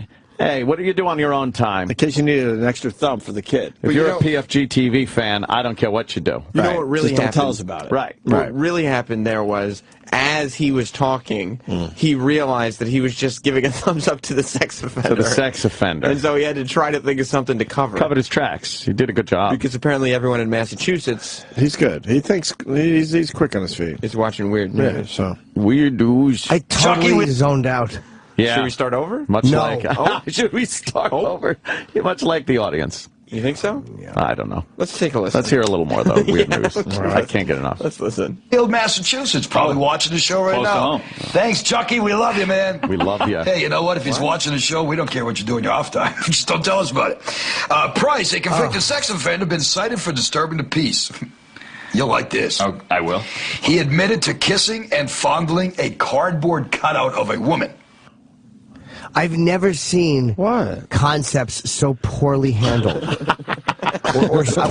I've never heard thoughts so horribly explored. Yes. what? This is good stuff. It's weird news.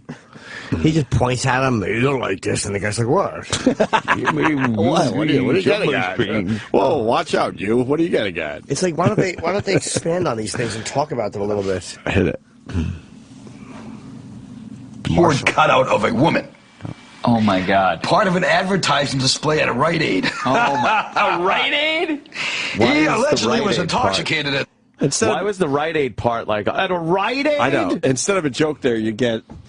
In front of a Rite Aid? Right. Yeah, like, where in would a Rite Aid? Where would it be okay to make out with a cardboard? He's so panicked that he feels he's got to talk that he's just blurting out anything. He didn't have a joke, so he figured he would loudly say the name in mock exasperation. Yes. Exasperation will cover for absolutely nothing to say. He was hoping something would show up as he said that. Right. Nothing came. After right came out of his mouth, he's like, was hoping something else would fill his mind. Can you rewind by 5 seconds so we can hear that? Listen to how that just peters out and dies on his tongue.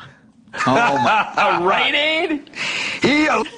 Oh, God. And he's all like, his hands up. It's like, Scorch, a Rite Aid. And then he sits back. Crazy. Terrible. Jesus. Board cutout of a woman.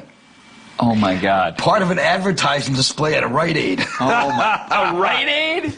He allegedly was intoxicated at the time. No. Walked into the Rite Aid pharmacy, grabbed a hold of the sunglass display, hugged it tightly, then began to lick and kiss the face of the cardboard cutout. Wow. Now, did he try to get to second base with the cardboard cutout? Or? That's a good one. No. No. No. I'm just here to read. Right. Don't ask me questions. Hey, stop it. This is such a non-story. Wow. Of course it is. We've all been drunk That's and why do it's stupid weird shit. news. In front of Marshall amps. It's just, everything about this is horrendous. He's sitting in a fucking lush red chair. Yeah, his friend's on a velvety. spackle bucket. I'm going to get the good chair today. Pretty weird though, huh? You know what I mean? All right. No. No. That's not a punchline, but that's just like, come on, man. I'm just saying, he was making out with her. He's It's weird. only natural that he's going to try to get himself a little, He's feel her weird. up It's a not little. disgusting. Oh, There's sorry. a difference. There's a difference. So this went on for about a minute. He was kissing his cardboard. It's not disgusting news. It's weird news. Yeah, the disgusting news. Just the way the guy tries to get on a roll. Uh-huh. And this fucking joke blocker steps in and cuts him off. No. Like, what are you doing? It's fucking obviously he's not trying to fucking grab the tits, you idiots. No. It's like all of a sudden he wants to turn it back into a fucking, a legit story. Uninteresting news. You haven't been impressed with the way they explore premises? I've never seen it done worse. Yeah. Well, it gets better. It's not disgusting. There's a difference. There's a difference. So this went on for about a minute. He was kissing his cardboard cutout till he fell to the floor.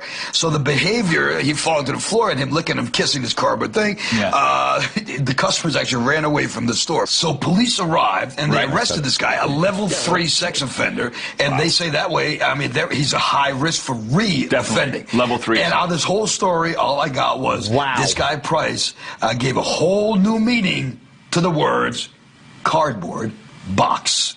And there you go, my friends. That is today's installment of Weird News. Coming up, what? Nothing. You sure? No, it's fine. Can I say Very funny, Scorch. Can I say what's coming up? Yes, please. I don't have to because we Take have us out. Take us out. We have our booth babe Devin who's going to tell us what's coming up as we continue with the Comedy Cornucopia Cavalcade. Wow. Right here on Scorch TV. We're coming right back. Thanks for watching. The way he fucking steamrolled his awful co-host so he could get to that fucking awful line. What? New meaning to hold on to your hats, people. Here it comes. Here it comes. Are you strapped in? He designed the whole segment and got the guy to come co-host and everything. Yeah. Just for one punchline. He does not pass the ball. Oh, no. He's shooting. Missing the entire backboard. He's a ball hog. He's fucking he plays basketball like fucking like Martini. Throws the ball into the goddamn fence. Martini, goddamn it! He threw the ball into the fence. Bancini, old horse. We're just getting mad and pissed off. Holy shit! I'm going to be the straight man, but then I'll also be the Come funny out one. with the big funny line, cardboard box. And the guy's like, a Rite Aid, and you can see he's gearing up. He goes, no. Hold on, I got this. Don't ruin my setup. Terrible. Don't worry, I got this. The big I got the punchline. punchline coming. Big punchline comes later. Don't Scorch brings the funny. You don't bring the funny. I bring the funny. Weird news. Where's the out? I know. I thought that was an out. He doesn't music out, huh? Weird news. Maybe we should. Weird news, okay? Some are honest, some deranged, stories that are very strange. Weird news. What's next? I have to hear the beginning of the next segment. No. Just for a second. I don't want to watch it. We don't have to do that. I just want to hear it. No. It's important. No, we don't have to do that. I'm probably curious as to what he says after weird news. Weird news. It's not up there, though. These are just individual clips. But here's the thing. It's fantastic. We watched Weird News episode 6. Yeah. And this thing on the computer here is Weird News episode 7. Oh. So. Wait, he's only done one new weird news? I got to tell you, though. Yeah. The video's setting the internet on fire, man. Why would you bring that up? How many views? Why would you bring Well, it the up? video is almost 3 years old. No, that number's wrong. And it has 176 views. How many is that per day? How many click-throughs per day? How many people visiting? You wouldn't be able to do it per day. Yeah. 3 years. Almost 3 years, so. For about less than a third of a view. Yeah. A day. per So day? every third day or so, he gets a view. Every third day, someone pops in.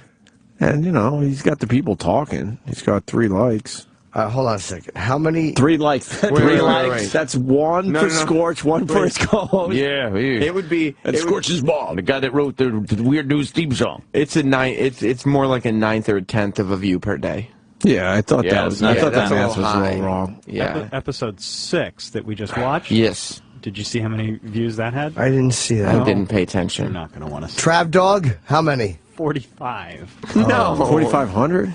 Nope. That's 45,000. Oh, Okay. wow. 45,000. 45,000. Like, it doesn't have to be viral, but his videos aren't even a sneeze. How do you get 40? People accidentally stumble on it for more than 45 times. It's not even a tickle in a nostril. That's terrible. It's completely free of any symptoms. And it's healthy. Yeah, it couldn't be healthier. Lots of red blood cells pumping through. Can we see Weird News episode 7? Of course you can. Each one going viral. Weird News. Some are odd and some deranged. Stories that are very strange. Weird News. Fun stories today, kids. Police in Osceola, Florida. Have you been to Osceola? I have not. I can't say that I have no idea where that is. They're looking for 2 people that held up a 7-Eleven. The person they're looking for, they say he lives in a pineapple under the sea. Oh, no kidding. He was dressed up as SpongeBob. Oh, familiar with his work. Yeah, I would imagine. Yeah. What happened? I got some laughs right there. Right. The audience. What was the joke? Well, he was dressed. You see, SpongeBob SquarePants dresses that way. Is there such a word as audient? I'm trying to figure out how you would word that. Holy shit. He lives in a pineapple under the sea. Does SpongeBob. Right. Yeah. You know. But SpongeBob. Oh, familiar with his work. Yeah, I would imagine. Yeah. Does your son steal things now that he watches Scott? Yeah, he's a huge SpongeBob fan. Now, he got away with an undisclosed amount of cash. Do you think they got as far as they can go with SpongeBob? I've never heard like so many words equal 0 on a contribution scale.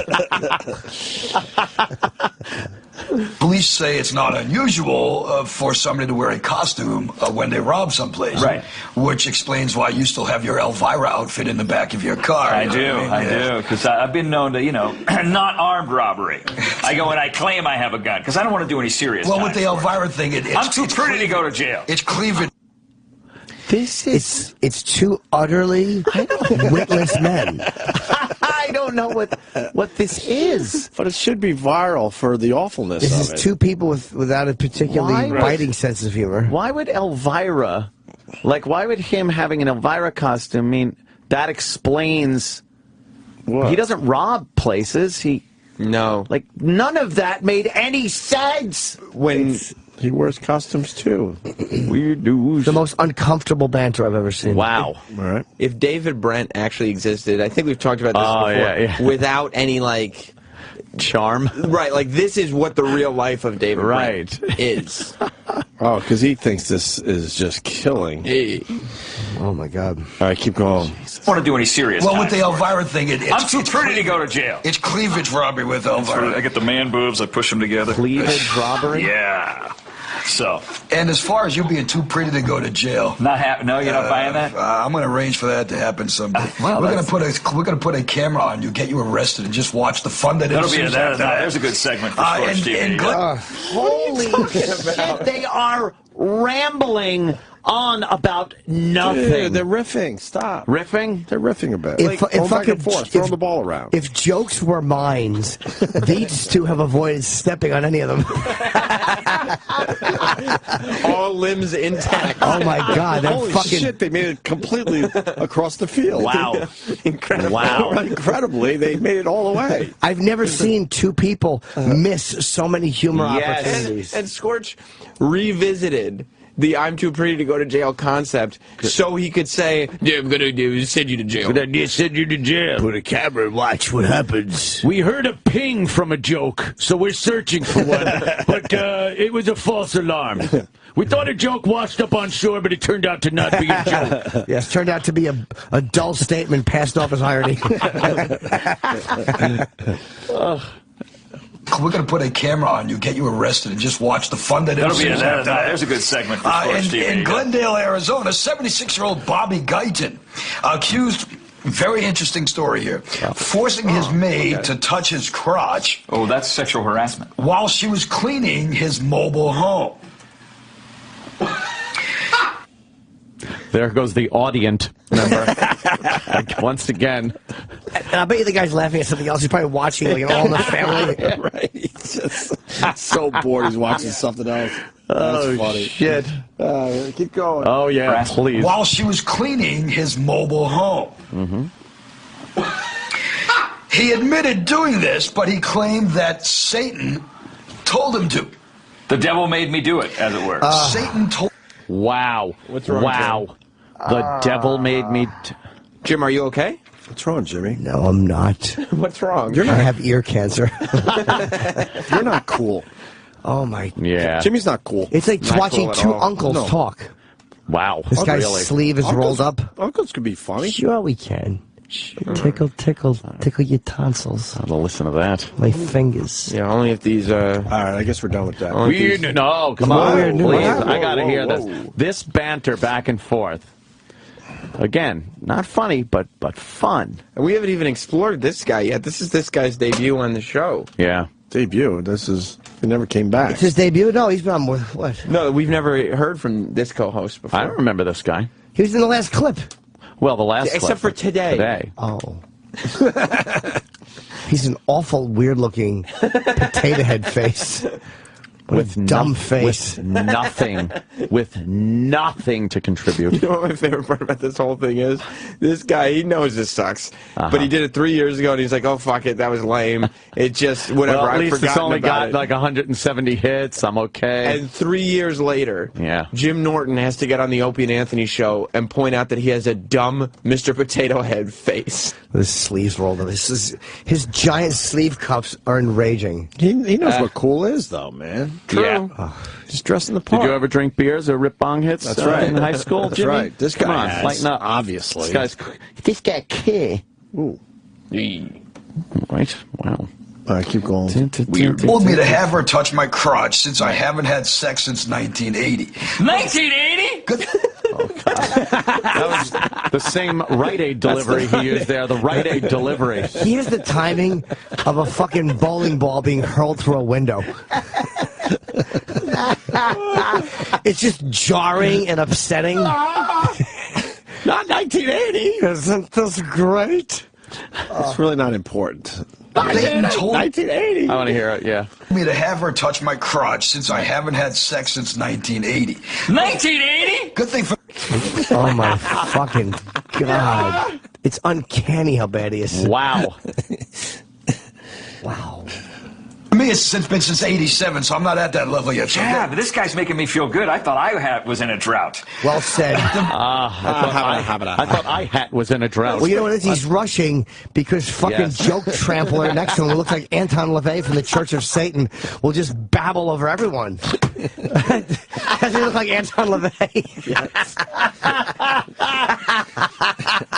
Poor Scorch. Oh, he's holding a remove the humor ritual, and it's working very well.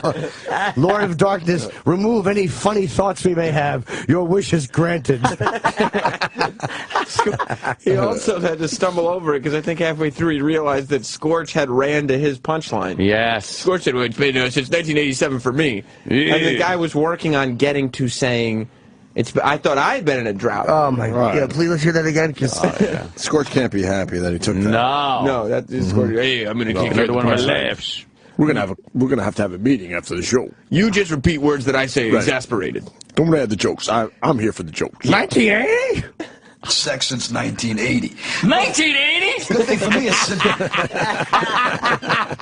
It gets funnier every time. Oh, my God. And there's no pause. No. That's the weird thing. He doesn't let it settle in for a half a second. The fucking Scorch says 1980. 1980? the Hindenburg radio guy wasn't that excited about what he was talking about. He thinks he sees something fun. The beauty of him is he Yes. thinks it's these banal thoughts that he mistakes for gems. Yeah. It's like he's picking up a piece of broken glass. A diamond? And he has to quietly put it back down. Why'd the chicken cross the road?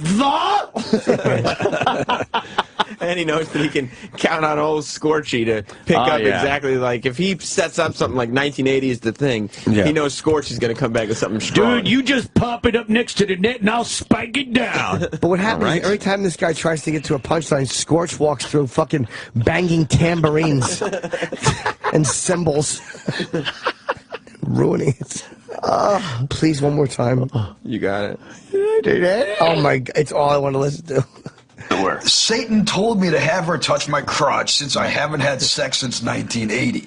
1980? Good thing for me, it's been since 87, so I'm not at that level yet. So Yeah, but this guy's making me feel good. I thought I was in a drought. I thought I was in a drought. Yeah, I did the 1987 deal. It's over. All right, look. I got the gig. The fact is, you know what I mean? I could have gone. And he's getting pissed that the audience is laughing at the other dude. The audience member is laughing at the other dude. He's supposed to be laughing at Scorch. What are the other options that guy laughing has? Like, is it either these two, or there's a photo of a burned infant? Like, what is his other laugh option that he's choosing this to laugh at? Al-Qaeda's behind him. The knife. It's 87, so I'm not at that level yet. So Yeah, but this guy's making me feel good. I thought I was in a drought. The fact is, you know what I mean? I could have gone that way, but I wasn't going to do that. The question I want to know is, throughout the... Just so you know. He just bowled over his... Like, that guy made a joke, and he goes, I could have made that joke, but I didn't... Why did he say that? First of all, he did make that joke. He said 87. I didn't go that way, and the guy went, sorry. Wow. What a fucking abusive, awful relationship Scorch these two are. Terrible. Jim, would you still do the Opie and Anthony show if whenever you made a joke, Anthony piped in with, I could have made that joke, but what I was going to say was... No, and if he did, I could have done that. Oh, sorry. I decided not to. I'm sorry. I'm sorry. I could have been at Caroline's tonight. Caroline's? I decided not. What a dynamic between these two. It's great. Abysmal. Well, I was in a drought. The fact is, you know what I mean?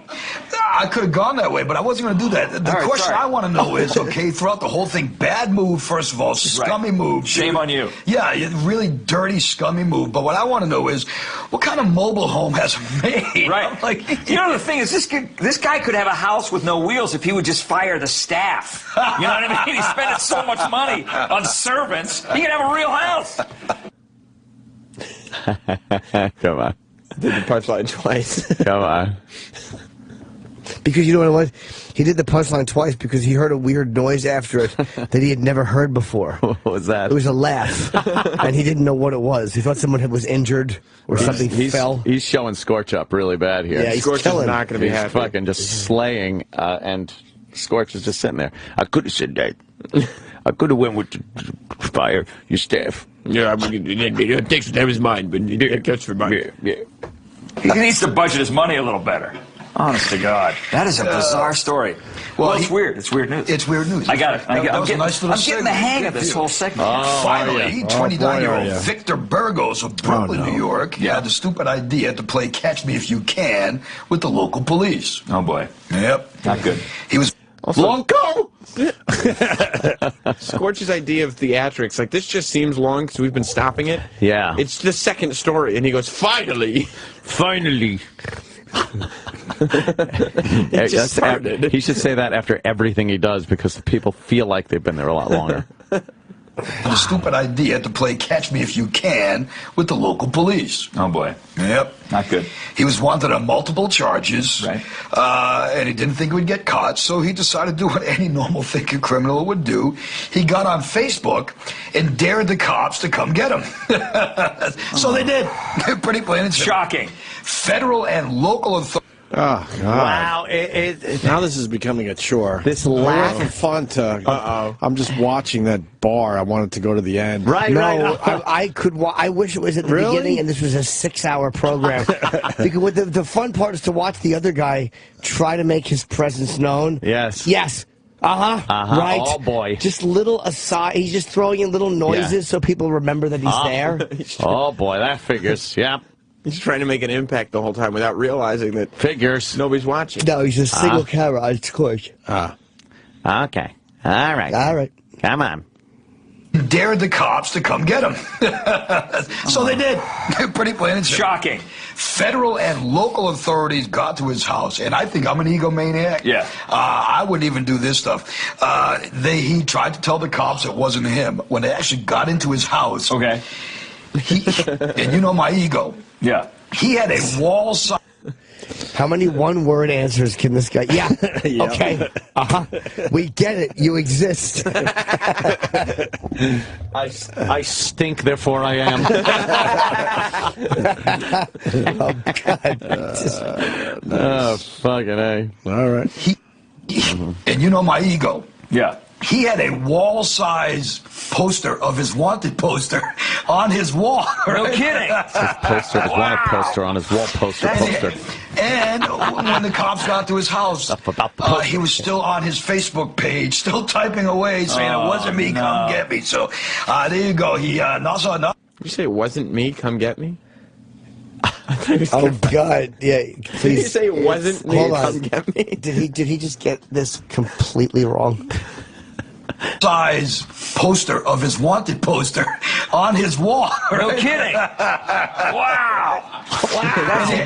And when the cops got to his house, he was still on his Facebook page, still typing away, saying it wasn't me, come get me. So it wasn't me, come get me. Why would he say that? He wouldn't say that. Why would he say it wasn't me, come get me? It wasn't me, come get me. If he was confessing. Especially if he had a poster-sized poster. There's one poster on his poster wall. Oh, my God. Weird snooze. there you go. He also not only got arrested for being stupid. Oh, wait. I think the punchline. The big punchline? Of course there's a big punchline. Wait, hold on. Big punchline. This is about To end it all. The wanted poster, the cops getting him. He stepped on him and said, ketchup. Ketchup. I can't think. You can't guess. Okay. Leave it to Scorch. I just can't. I want to see the guy. I want to see the guy with the fucking rolled up giant sleeve cuffs reaction. Still on his Facebook page, still typing away, saying it wasn't me, come get me. So there you go. He also not only got arrested for being stupid and all the things he did, but he got arrested for talking crap, and he's full of garbage. And that, my friends, is today's installment of Weird News. So Extra weird. We've got, like I said, so many things. What? Extra weird. That was just extra weird. No punchline. No there. punch. Sometimes it's just weird, All right. not funny. Oh boy, do I love weird news. You do? There's probably no more installments. It's fantastic. Yeah. Weird news. It's 10:25. Oh my God. How did that happen? Wow. Weird news. Weird News did it. Yep. All right, y'all. Fan-fucking-tastic. Why don't we start our weekends then? Why don't we do that? Jimmy's going to be at Caroline's this weekend. Oh, yeah. Tonight and Tickets still Sunday. available. For tonight and Sunday, yeah. Saturday sold out. Wow. So get your tickets for tonight. Not many for tonight, I would assume.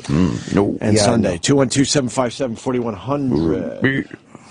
Thanks to Humble and Fred. That was a lot of fun to listen to today. Humble and Fred. Thanks to Scorch, wherever the fuck you are. Thanks to Frankie Valley. Big girls don't cry. Don't cry. Oh, yeah, that's how it goes, right. They don't cry. Yeah, I said that plenty of times. You know what? What? I'd like to tell the What? listening audience before we go. What?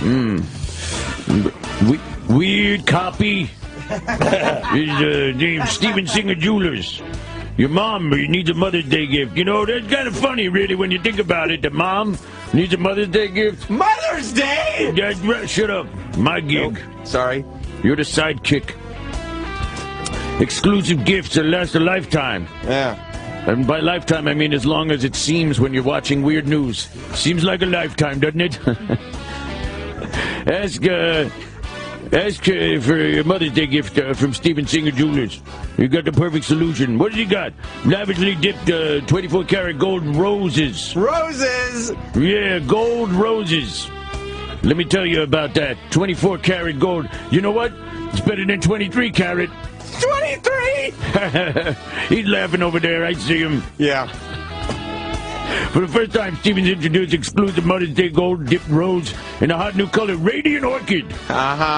Radiant Orchid. Yeah. What is that, like a radiator? Radiator? A bright, cheerful color just for Mom. Your exasperated addition. I can't even do that voice. I want to be able to talk this weekend. Of course not. How about the I Love You Mommy necklace? It's silver diamonds, combined in a design you can't find anywhere else. Look, you know this guy, Steven Singer. He's great around the holidays and Mother's Day. He knows what Mommy wants.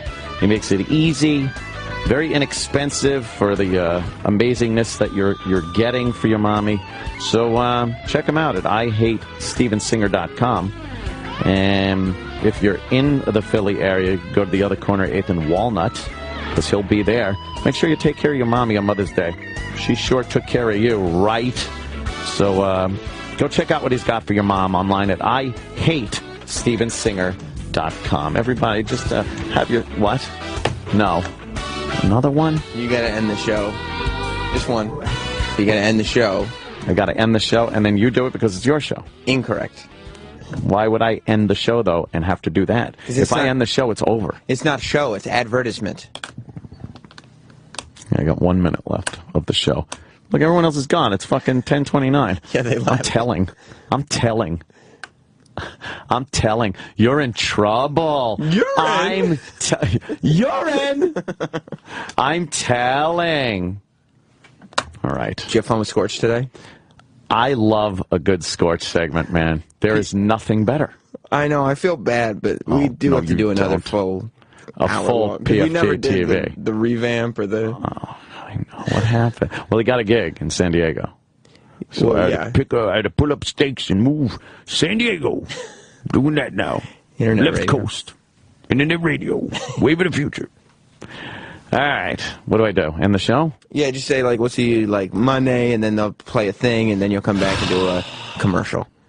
All right, everybody. Hey, have yourself a good weekend, and we'll see you Monday. Thanks, man. I want to take this opportunity to thank you all for listening to the Opie and Anthony Show. You know, as always, we as people enjoy the things we enjoy, but all good things must come to an end. And as we reach the conclusion of the Opie and Anthony Show, instead of being sad, we can look forward to what comes next. So remember to think of this not as the end of dirty jokes, but the beginning of the whole new set of ones. Till next time, take care of yourself and each other. Sam Roberts is coming up next. Read. See? Come on. No. Jerry Springer even introed you. All right. Do you know how buying a car could be very stressful? Well, TrueCar.com is changing the car buying experience forever. TrueCar.com. I really don't have time for you. Get away from me. No. You don't do nothing. April Fouls.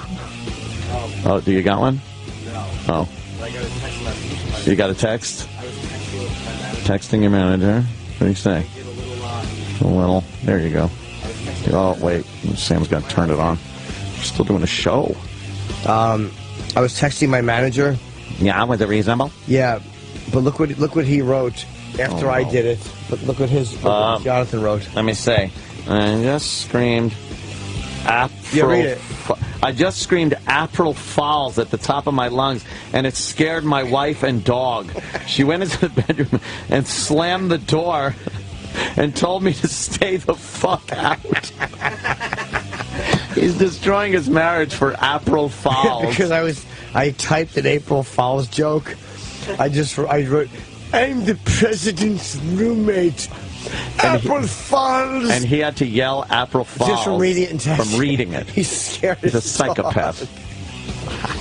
Oh, I couldn't be happier right now. Oh, it's great. Hey, last month nearly 45,000 cars were sold by the True Car Certified Dealer Network. And TrueCar.com users saved an average of $3,046 off MSRP. It's a lot of money. And when you're ready to buy a car, just follow these 3 steps, would you please? First, go to TrueCar.com, find out what other peeps paid for the car that you're looking for. Second, register at TrueCar.com to see upfront pricing information. And then you lock in your savings. And then the third step is very simple. Just print out your TrueCar savings certificate, take it to the TrueCar certified dealer for a better, hassle-free car buying experience. Some features not available in all states. TrueCar.com users receive negotiation-free guaranteed savings every day. Save time, save money, and never overpay. Visit TrueCar.com. That's TrueCar.com. And that's it. I once again get to say, have a good weekend. Up next is the incomparable 80s on 8 that I'll be listening to on my way home. Hopefully they play Kajagoogoo again. I'm too shy, hush, hush, Ottawa or something. If you want, though, you could listen to Sam Roberts babble on about what we've talked about the last 4 hours. Hey, how you doing, man?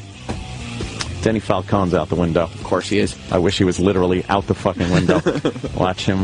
There he is. Look at him peering in. He looks like a fucking degenerate. We're going to rename the show to the Sam Roberts Babylon. Babylon. That'd be great. And you spell it like Babylon.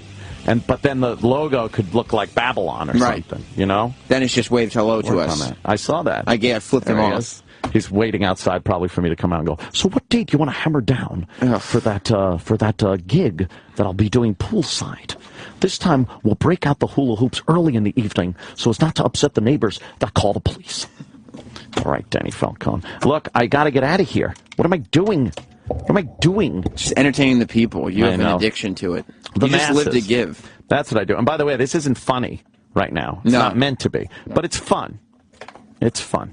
I tell you, I've completely turned around on Hassel and Fred. What are their names? That's what Humble and Fred. Yeah, Frank. Well, that's what happens every time, though. Like it does. As long as they're normal people on the other end. That's what it was. It doesn't, because they were absolutely backtracking on what they said. If they didn't acknowledge it, I would be like, fuck them. If they acknowledged it with this holier-than-thou attitude, like, you know, we don't go there or something like that, fucking hate them. Right. But the way they kind of touched on the humor of the listeners in their viciousness. Referencing the specific Facebook post was hilarious. A big win. That a lot of people suggested that they suck each other's dicks. And they acknowledged it in a very professional, articulate way. Yeah, I think they were calling us fags. Yes. Something about faggot? I said, oh, okay. So I've turned around. I think... you know, I don't know about their show. Their show still might really suck ass. I'm sure it does. I'm sure it probably does. But them as kind of guys and everything, fucking, they're fun. You'd have a beer with them? Not funny, but fun. Fun, not funny. They're not going to I always go by that rule. If it doesn't make you laugh on a stage, just get the fuck out of the business. That's what I say. They're going to like you now because you're in on their joke. So. Anthony knows the funny joke. I just want to be loved, you know, even if it's by some dopey Canadians in a food court, apparently. I don't know, send pictures. All right, I got to get out of here. Right. So I'm going to pack up the old laptop, and that's what I call my cock. The old laptop. That's very clever. Of course. And, Sam, you have a pleasant weekend. All right. You going to have the pool open this weekend? Yes, and I think the weather should be conducive to a little dip. I do have the... I want you to take the Pro Flowers that were given to me. Oh, I will. The boxes home to your lovely wife. I'll do that. And tell her last night was fan-fucking-tastic. In reference to what? She'll know. Just say that. She'll know, I think. Uncle Anthony is what you go by with her? Huh? Yeah. Exactly. All right, kids. Have fun, all right? The Opie